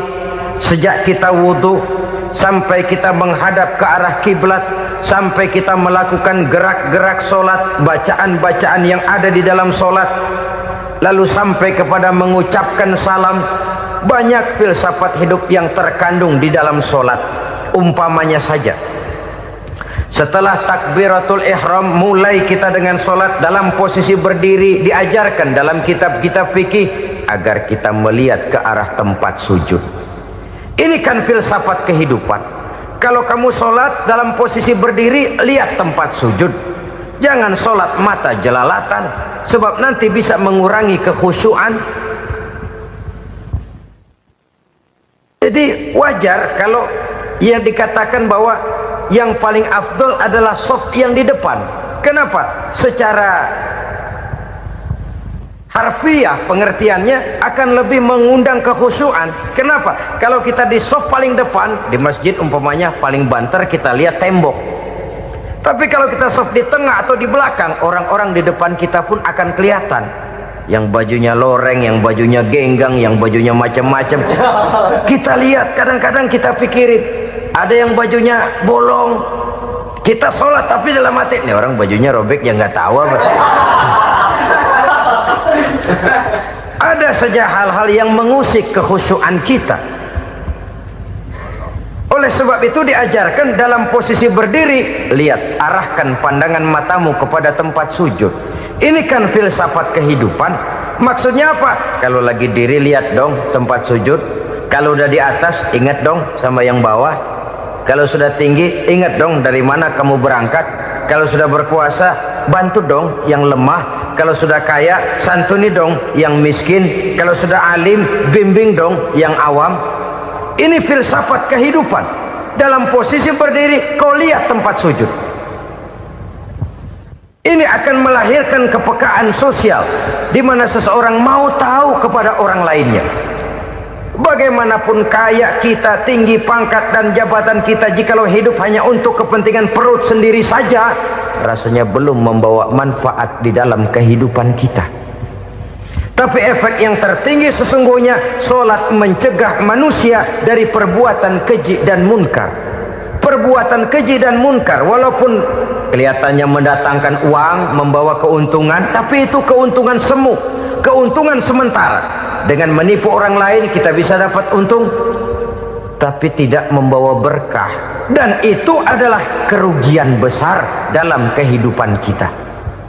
Maka untuk meraih kemenangan harus dimulai dengan membentuk kepribadian yang tegar, memiliki sandaran vertikal yang langsung kepada Allah Subhanahu wa ta'ala, dan itu hanya bisa kita tempuh melalui jalur ibadah formal yang sudah ditentukan Allah, yakni sholat yang 5 waktu.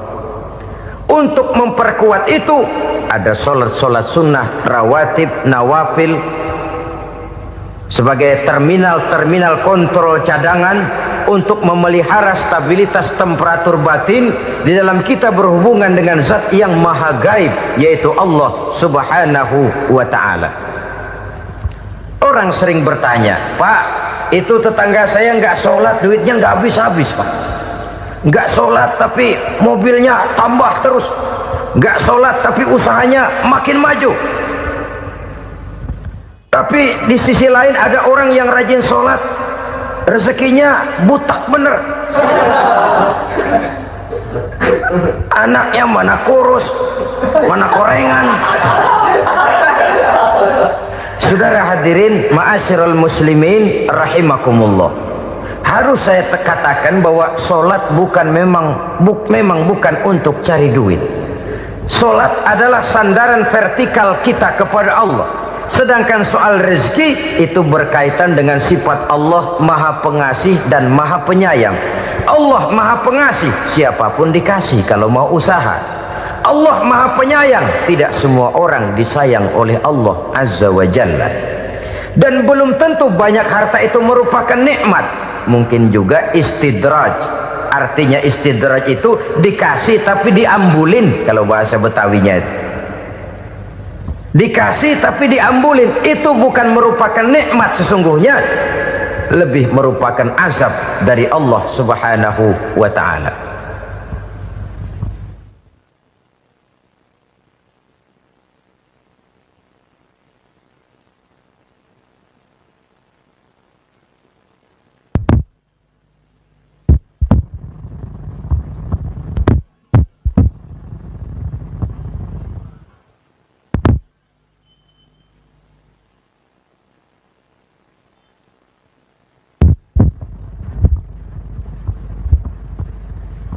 Agama mempunyai sistem solat, dan kita umat Islam telah dituntun oleh Allah Subhanahu wa ta'ala yang wajibnya 5 kali dalam sehari semalam mendirikan solat, dan itu tentu berada dalam jangkauan kemampuan manusia.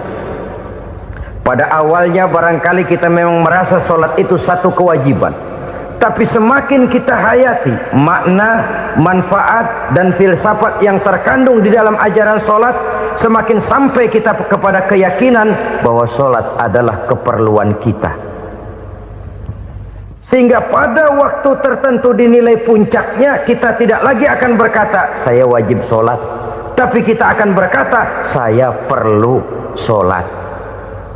Kalau kita sudah merasakan itu adalah keperluan kita, nah di sanalah kita baru akan merasakan ruginya kalau hal itu tidak kita laksanakan. Sepanjang kita masih berkata saya wajib sholat, kita akan lebih merasakan dia sebagai beban ketimbang sebagai keperluan. Yang jelas Allah tidak memerlukan ibadah yang kita laksanakan ini. Dengan kata lain, andai kata satu dunia penuh ini orang tidak ada yang sholat satu pun, Allah tidak akan turun dari jabatan Tuhan. Jangan lalu berpikir kalau kita ngambek se-RW kagak sembahyang Tuhan tekor kali ini ya. Tentu tidak. Itu perlunya kita, bukan perlunya Allah. Dan pada induknya kita akan berkata saya perlu agama. Kalau secara induk kita sudah memerlukan agama, maka konsep-konsep yang ada di dalam ajaran agama itu pun adalah juga merupakan keperluan kita. Baik dia bernama sholat, baik dia bernama puasa, baik dia bernama zakat, baik dia bernama haji, seluruhnya adalah keperluan kita. Dan sesuatu yang kita perlukan apabila tidak kita laksanakan akan melahirkan kerugian di dalam kehidupan. Jangan heran kalau kita membaca riwayat perjalanan hidup para salafus soleh, orang-orang soleh. Ada yang tahajud sampai 100 rakaat, ada yang sholat malam kakinya sampai bengkak. Kita sekalinya bengkak biri-biri. Ada yang sholat membaca surah dalam Al-Quran sampai khotam Quran. Kok mau? Mereka sudah merasakan itu keperluan. Itu saja soalnya. Satu saat pun jikalau kita merasa bahwa itu keperluan saya, kita pun akan melaksanakan seperti itu. Keperluan saya dalam kehidupan. Inilah yang kedua. Yang ketiga, orang bertakwa yang akan meraih kemenangan itu, wa mimma razaqnahum yunfikun. Mereka membelanjakan sebagian daripada rezeki yang diberikan Allah kepada mereka. Mereka infakkan di jalan Allah. Ada satu dialog menarik. Satu hari seorang anak muda bertemu dengan seorang kakek-kakek yang sudah dikenalnya baik. Bertanyalah anak muda ini, "Kek, umur kakek berapa tahun?" 15 tahun, kata si kakek. Anak kakek berapa orang? 1. Harta kakek berapa banyak? 15 juta. Si anak muda ini bengong, lalu protes, kok kakek bohongin saya? Kenapa? Saya tahu umur kakek 70 tahun, kenapa ngaku 15? Saya tahu anak kakek 5, kenapa bilang 1? Saya tahu kakek miliuner, miliaran uang kakek, kenapa ngaku cuma 15 juta? Begini kata si kakek tadi, benar umur saya 70 tahun, tapi dari umur yang 70 tahun itu baru 15 tahun terakhir ini saya merasakan ibadah kepada Allah, meninggalkan maksiat, jauh dari segala macam munkarat. Maka yang 15 tahun inilah yang benar-benar saya rasakan sebagai umur saya. Benar anak saya 5, tapi yang 4 susah diatur. Cuman 1 rasanya nih yang bakal jadi si buah hati, belahan jantung, pelanjut cerita penerus sejarah. Cuma 1 ini yang saya harapkan, yang akan jadi anak soleh, yang akan membuat saya menerima pensiunan pahala. Kalau yang 4 apek dah, nggak ada harapan. Yang 1 nyekek botol melulu. Oh begitu, iya. Lalu kenapa kakek bilang harta kakek cuma 15 juta, padahal saya tahu kakek uangnya miliaran, depositonya banyak? Ya karena 15 juta itulah yang saya ingat, yang pernah saya belanjakan di jalan Allah. Saya merasa itulah harta saya yang sebenarnya. Yang miliaran yang saya simpan di bank kelak, kalau satu saat saya mati, akan jadi rebutan di antara anak-anak saya. Iya kalau anak saya soleh kayak yang 1 ini. Kalau yang 4 tadi udah tulen dia bakal berantem, dah berebut tuh. Jadi 15 juta yang saya belanjakan di jalan Allah inilah yang saya merasakan benar-benar harta saya yang sesungguhnya. Dialog ini patut menjadi bahan renungan kita bersama. Diberikan kita umur 40, 50, 60, 70, 80. Berapa tahun dari umur yang diberikan itu yang jalan mulus, yang kita gunakan untuk melaksanakan ibadah? Banyak harta kita simpan di bank, di lemari, di dompet, di tas. Tapi berapa yang sudah kita depositokan di jalan Allah, yang akan menemani kita di hari kita kembali nanti? Maka orang bertakwa yang akan meraih kemenangan, wa mimma razaqnahum yunfikun, mereka membelanjakan sebagian dari rezeki yang diberikan Allah di jalan Allah subhanahu wa ta'ala. Ma'asyiral muslimin rahimakumullah, zahirnya memang kita memberikan kepada orang lain, tapi hakikatnya kita menyimpan untuk diri kita sendiri. Kita memberikan kepada yatim piatu 25.000, zahirnya kita memberikan si yatim, hakikatnya kan kita cuma nyimpan. Saya berikan, titip kepadamu, ini untuk saya di akhirat. Kau boleh belikan baju, kau boleh belikan untukmu makan, kau boleh bayarkan sekolahmu. Ini untuk saya. Hakikatnya kita nyumbang masjid 1 juta, zahirnya kita berikan kepada panitia masjid, tapi hakikatnya kan cuma titip 1 juta ya untuk saya di alam kubur nanti. Silahkan kau boleh belikan semen, ini uang, belikan besi, belikan pasir, saya cuma sekedar titip untuk kepentingan saya. Hakikatnya kita cuma sekedar menitip. Sebagaimanapun pada hakikatnya, apapun yang kita miliki dalam kehidupan kan cuma sekedar hak guna pakai, bukan hak milik mutlak. Harta kita, rumah kita, kendaraan kita, kebun kita, pabrik kita, hak guna pakai saja. Hak milik mutlak cuma untuk Allah subhanahu wa ta'ala. Saudara-saudara kaum muslimin rahimakumullah, ini yang ketiga. Kemudian yang keempat, orang-orang bertakwa yang akan meraih kemenangan, allazina yu'minuna bima unzila ilaika, mereka yang beriman, mereka yang percaya kepada apa yang telah diturunkan kepadamu Muhammad, ay Al-Quran, yakni Al-Quranul Karim.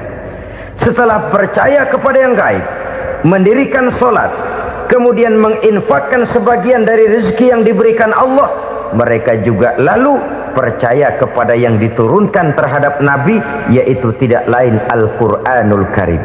Sekali lagi di sini, percaya bukan hanya sekedar percaya saja, tetapi percaya lalu menjadikan Al-Quran itu sebagai pedoman hidup. Sebab memang Al-Quran itu adalah GBHM, garis-garis besar haluan muslim. Apa yang harus kita lakukan, apa yang harus tidak kita lakukan, bagaimana mestinya kita bertingkah laku dan berbuat, seluruhnya tercantum di dalam Al-Quranul Karim.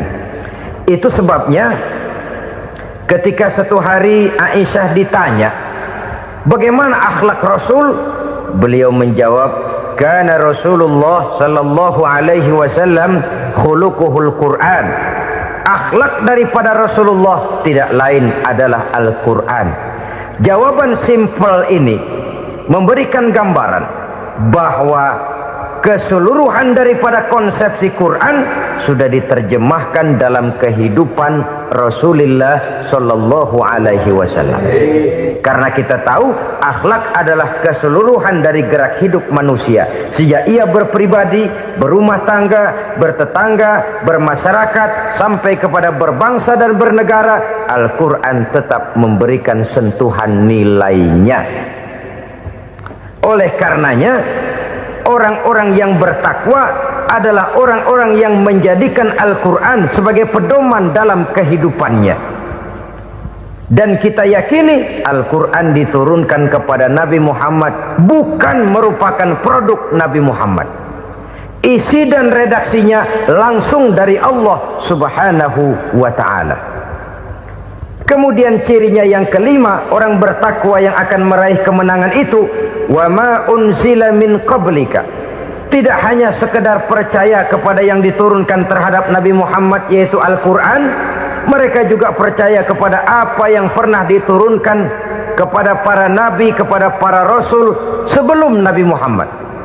Percaya kepada adanya suhuf, percaya kepada adanya Taurat, percaya kepada adanya Injil, percaya bahwa Allah dahulunya sudah menurunkan Taurat kepada Musa, percaya bahwa Allah sudah menurunkan Injil kepada Isa, percaya Injil ada, Taurat ada, diturunkan Allah untuk Isa dan Musa, tetapi tidak wajib mengamalkannya karena kita sudah diberikan Al-Quranul Karim.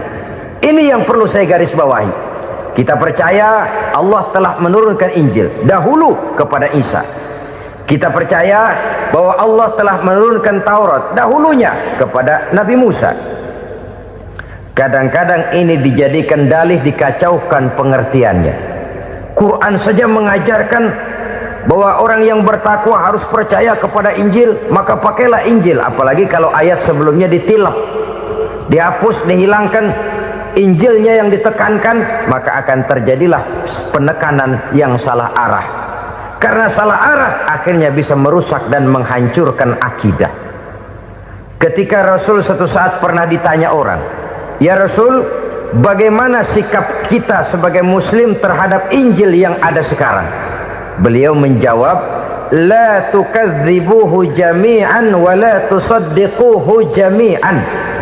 Jangan didustakan seluruhnya, jangan juga dibenarkan semuanya. Artinya, ini sudah merupakan gambaran dari Rasul bahwa dalam Injil yang ada sekarang masih ada ajaran-ajaran tauhid yang dibawa oleh Nabi Isa dan diajarkan kepada umatnya. Tapi juga dalam Injil yang sekarang ini sudah terkena intervensi dan investasi manusiawi. Karena itu Rasul menyimpulkan, la tukadzibuhu jami'an wa la tusaddiquhu jami'an. Jangan didustakan semua, jangan dibenarkan seluruhnya. Kita memang percaya Allah telah menurunkan Injil kepada Nabi Isa dulu, tapi kita tidak wajib mengamalkan Injil. Kita percaya Allah telah menurunkan Taurat kepada Nabi Musa, tapi kita tidak wajib mengamalkan kitab ajaran Taurat. Yang wajib kita percayai dan kita amalkan hanyalah Al-Quranul Karim. Kenapa? Oleh karena baik yang ada di dalam Taurat, baik yang ada di dalam Injil, tentu tercakup di dalam Al-Quran sebagai kitab terakhir yang diturunkan oleh Allah Subhanahu wa ta'ala. Dan itu wajar. Kalau seorang pejabat mau mengeluarkan satu keputusan baru, tentu dia harus meninjau keputusan-keputusan lama. Andai kata dianggap tidak berlaku, dianggap tidak relevan lagi, maka keputusan-keputusan lama itu tentu sudah dianggap tidak berlaku. Sebagian daripada aturan-aturan dalam keputusan lama yang masih dianggap relevan tercantum dalam keputusan baru yang wajib diamalkan. Begitulah hubungannya antara Al-Quran, Taurat, Zabur, dan Injil. 4 kitab samawi yang diturunkan Allah masing-masing kepada Zabur untuk Nabi Daud, Taurat untuk Nabi Musa, dan Injil untuk Nabi Isa alaihi wassalatu wassalam. Ketiga-tiga kitab itu kita percayai adanya. Kita yakini Allah telah menurunkan Zabur, Taurat, dan Injil. Tapi kita tidak wajib mengamalkannya. Yang wajib kita mengamalkannya sekarang ini tidak lain hanyalah Al-Quranul Karim saja. Karena ia mencakup apa yang ada di dalam Zabur, apa yang ada di dalam Taurat, dan apa yang ada di dalam Injil. Keotentikannya bisa dipertanggungjawabkan. Ya, tapi kan Nabi Muhammad sudah mati 14 abad yang lalu, dan di zaman beliau Al-Quran kan belum dikodifikasikan, belum ditulis. Bagaimana keotentikannya bisa dipertanggungjawabkan? Mudah saja. Allah berjanji, inna nahnu nazzalna dzikra wa inna lahu lahafizun. Kami yang menurunkan Al-Quran dan kami yang akan menjaga dan memeliharanya. Allah turunkan Quran, Allah menjaganya. Bagaimana cara Allah menjaga Al-Quran itu? Banyaknya orang-orang yang hafaz Al-Quran. Hafaz Al-Quran 30 juz, 114 surah, 6.666 ayat. Sehingga jangankan satu kata, jangankan satu ayat, satu kalimat saja berubah sudah akan timbul reaksi dan mudah dimengerti. Kenapa? Banyak orang-orang yang hafaz Al-Quran. Sedangkan pada setiap akhir tahun biasanya malaikat Jibril selalu mengadakan checking terhadap ayat-ayat yang diturunkan pada waktu itu. Di zaman Nabi sendiri sudah ada usaha kodifikasi. Dan yang lebih luar biasa lagi, sampai hari ini tidak seorang pun mampu membuat satu ayat saja semacam Al-Quran. Ke bahasa manapun dia diterjemahkan, naskah aslinya tetap ikut. Rujukan dasarnya tetap ada. Berdasarkan itu, maka tidak mungkin terjadi penyelewengan terhadap atau pemalsuan terhadap ayat-ayat Al-Quranul Karim. Kesuciannya, keotentikannya, kemurniannya bisa dipertanggungjawabkan. Ma'asyiral muslimin rahimakumullah. Oleh karenanya, konsepsi dasar daripada ajaran Islam ini memang tidak lain adalah Al-Quran dan Sunnah. Isi daripada agama Islam yang merupakan iman, Islam, dan ihsan, konsepsi dasarnya tidak lain adalah Al-Quran dan Sunnah Rasulullah Sallallahu Alaihi Wasallam. Maka yang kita perlukan sekarang ini adalah terjemahan Al-Quran di dalam kehidupan kita. Dengan demikian, maka gaya kehidupan yang lebih Qurani itulah yang kita dambakan. Kita perlu memang terjemahan Quran dalam bahasa Inggris, dalam bahasa Belanda, dalam bahasa Jepang, tapi yang lebih kita perlukan adalah terjemahan Quran di dalam kehidupan kita. Konsekuen, tidak memanipulasi, ringan sama kita jinjing, berat sama kita pikul. Jangan kalau lempengan ayat Quran tuh kira-kira enak diamalin, keras teriakan kita. Giliran kira-kira ayat Quran itu mukul kepala kita sendiri, diam kita. Itu ciri yang pernah disindir Allah dalam awal-awal Baqarah juga. Ciri beragamanya orang yang munafik. kullama adha'a lahum masyaw fih, kata Allah, wa iza azlama alaihim qamu, apabila terang mereka jalan, apabila gelap mereka berhenti. Artinya kalau kira-kira di Islam nguntungin, rame-rame pada teriak Islam, tapi ketika diminta untuk berjuang, ketika dituntut untuk berkorban, rame-rame mengundurkan diri. Nasib agama tidak ubahnya seperti daun pisang yang dikait orang di tepi jalan lantaran tak berpayung di ketika hari hujan. Manakala hujan usailah sudah, daun itu pun dicampakkan di tepi jalan, diinjak pula orang nan lalu. Artinya orang menjadikan agama cuma sebagai lipstick, decoration only, tidak konsekuen. Hanya pada saat-saat kelihatannya Islam membawa keuntungan, rame-rame orang teriak-teriak tentang Islam. Tapi jikalau diminta berjuang, jikalau dituntut untuk berkorban, biasanya rame-rame juga mengundurkan diri. Jangan heran kalau mayoritas hitungan kita, tapi minoritas peranan kita. Kuantitas kita dalam jumlah, tapi dalam kualitas kita lebih sering jadi penonton daripada jadi pemain. Padahal itu sangat tidak boleh terjadi. Umat Islam di Indonesia harus bangkit. Umat Islam di Indonesia harus sadar akan keberadaannya. Tidak boleh hanya jadi penonton berpangku tangan, karena memang agama kita juga mengajarkan untuk konsekuen di dalam menjabarkan ajaran-ajaran daripada agama kita. Kita sering menjadi jatuh menjadi umat yang lemah oleh karena kita ini tidak pandai menggalang kebersamaan yang diakibatkan tidak konsekuennya kita. Diistilahkan bahwa umat Islam di dalam menggalang kebersamaannya itu harus seperti orang main sepak bola. Saudara-saudara kan tahu orang main sepak bola itu. Orang main sepak bola, kalau pertandingan belum dimulai sih silakan saja kumpul di luar lapangan, atur strategi yang baik. Tapi kalau pertandingan sudah dimulai, turun ke lapangan hijau, jangan kumpul terus.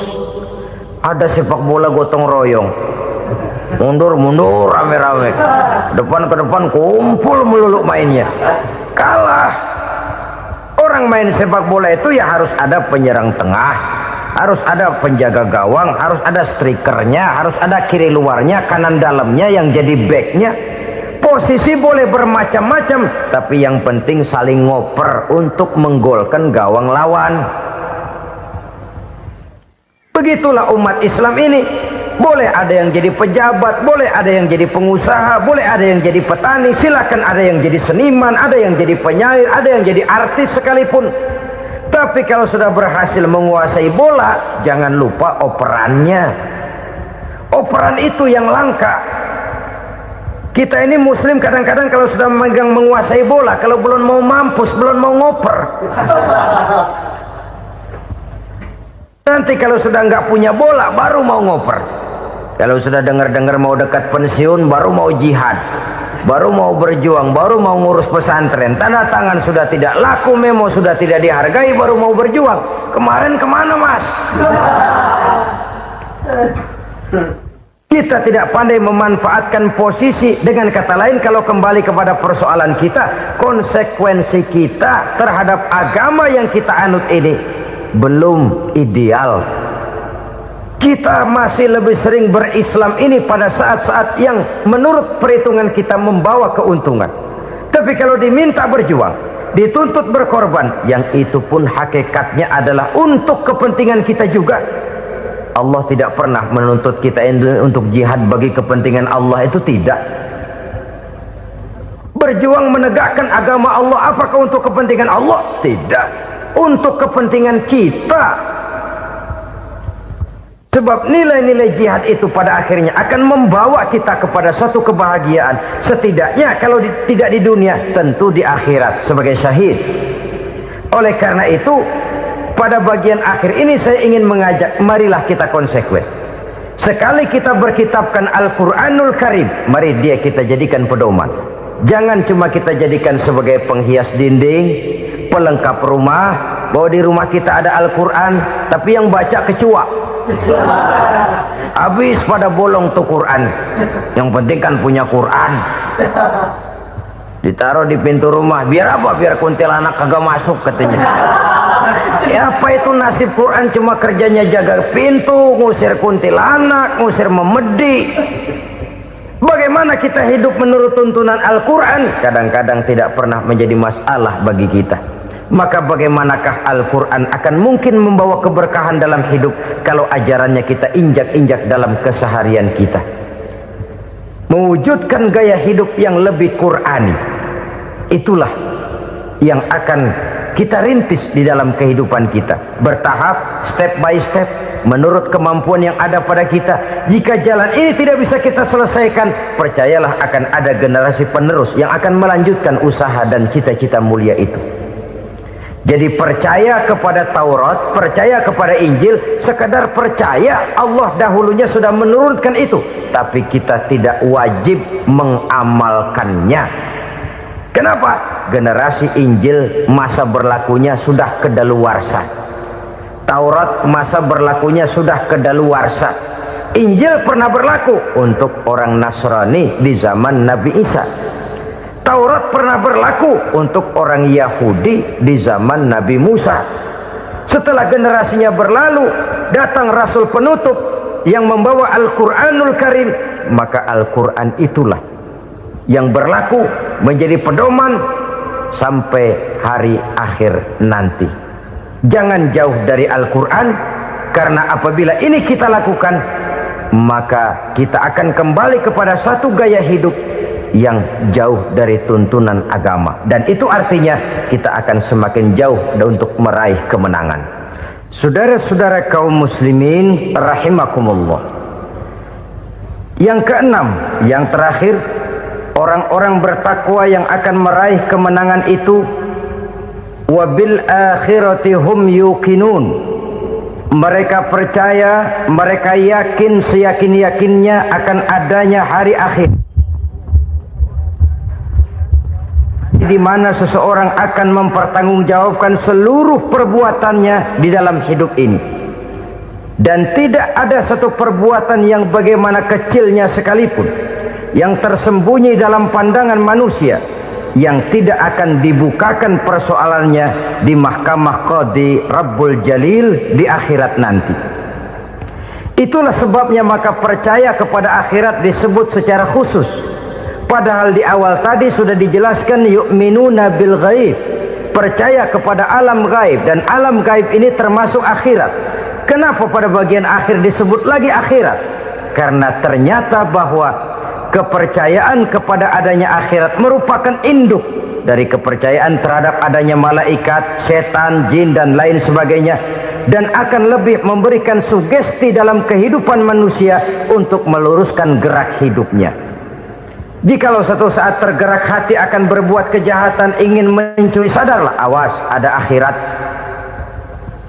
Sebab kalau kita cuma teriak awas ada polisi, itu cuma tertunda sementara. Begitu polisi meleng, embat. Kalau kita ingin berbuat jahat cuma berteriak awas ada hansip, cuma sementara ke hansip itu ada. Tapi kalau ceritanya awas ada akhirat, mau menyeleweng awas ada akhirat, mau berjudi awas ada akhirat, mau mencuri awas ada akhirat. Keyakinan yang akan meluruskan gerak hidup manusia sehingga gerak itu jadi lebih terarah dan terkontrol, tidak merugikan baik diri sendiri, lebih-lebih orang lain. Ternyata bahwa kepercayaan kepadanya adanya hari akhirat sanggup menjadi sumber daya kontrol dari kehidupan manusia, sehingga ia tidak terjebak dalam perbuatan maksiat dan munkarat. Saudara-saudara kaum muslimin, inilah saja yang kita bicarakan pada pertemuan kali ini. Semoga Allah subhanahu wa ta'ala memberikan kekuatan zahir dan batin kepada kita untuk dapat meraih kemenangan dengan beriman kepada yang gaib, mendirikan solat, membelanjakan sebagian dari rezeki yang diberikan Allah, percaya kepada Al-Quran, beriman kepada kitab-kitab yang diturunkan sebelum Al-Quran, lalu meyakini adanya hari akhirat. Terima kasih atas segala perhatian, mohon maaf atas segala kekurangan. usikum wa nafsi bitaqwallah. Wassalamualaikum warahmatullahi wabarakatuh. Waalaikumsalam warahmatullahi wabarakatuh.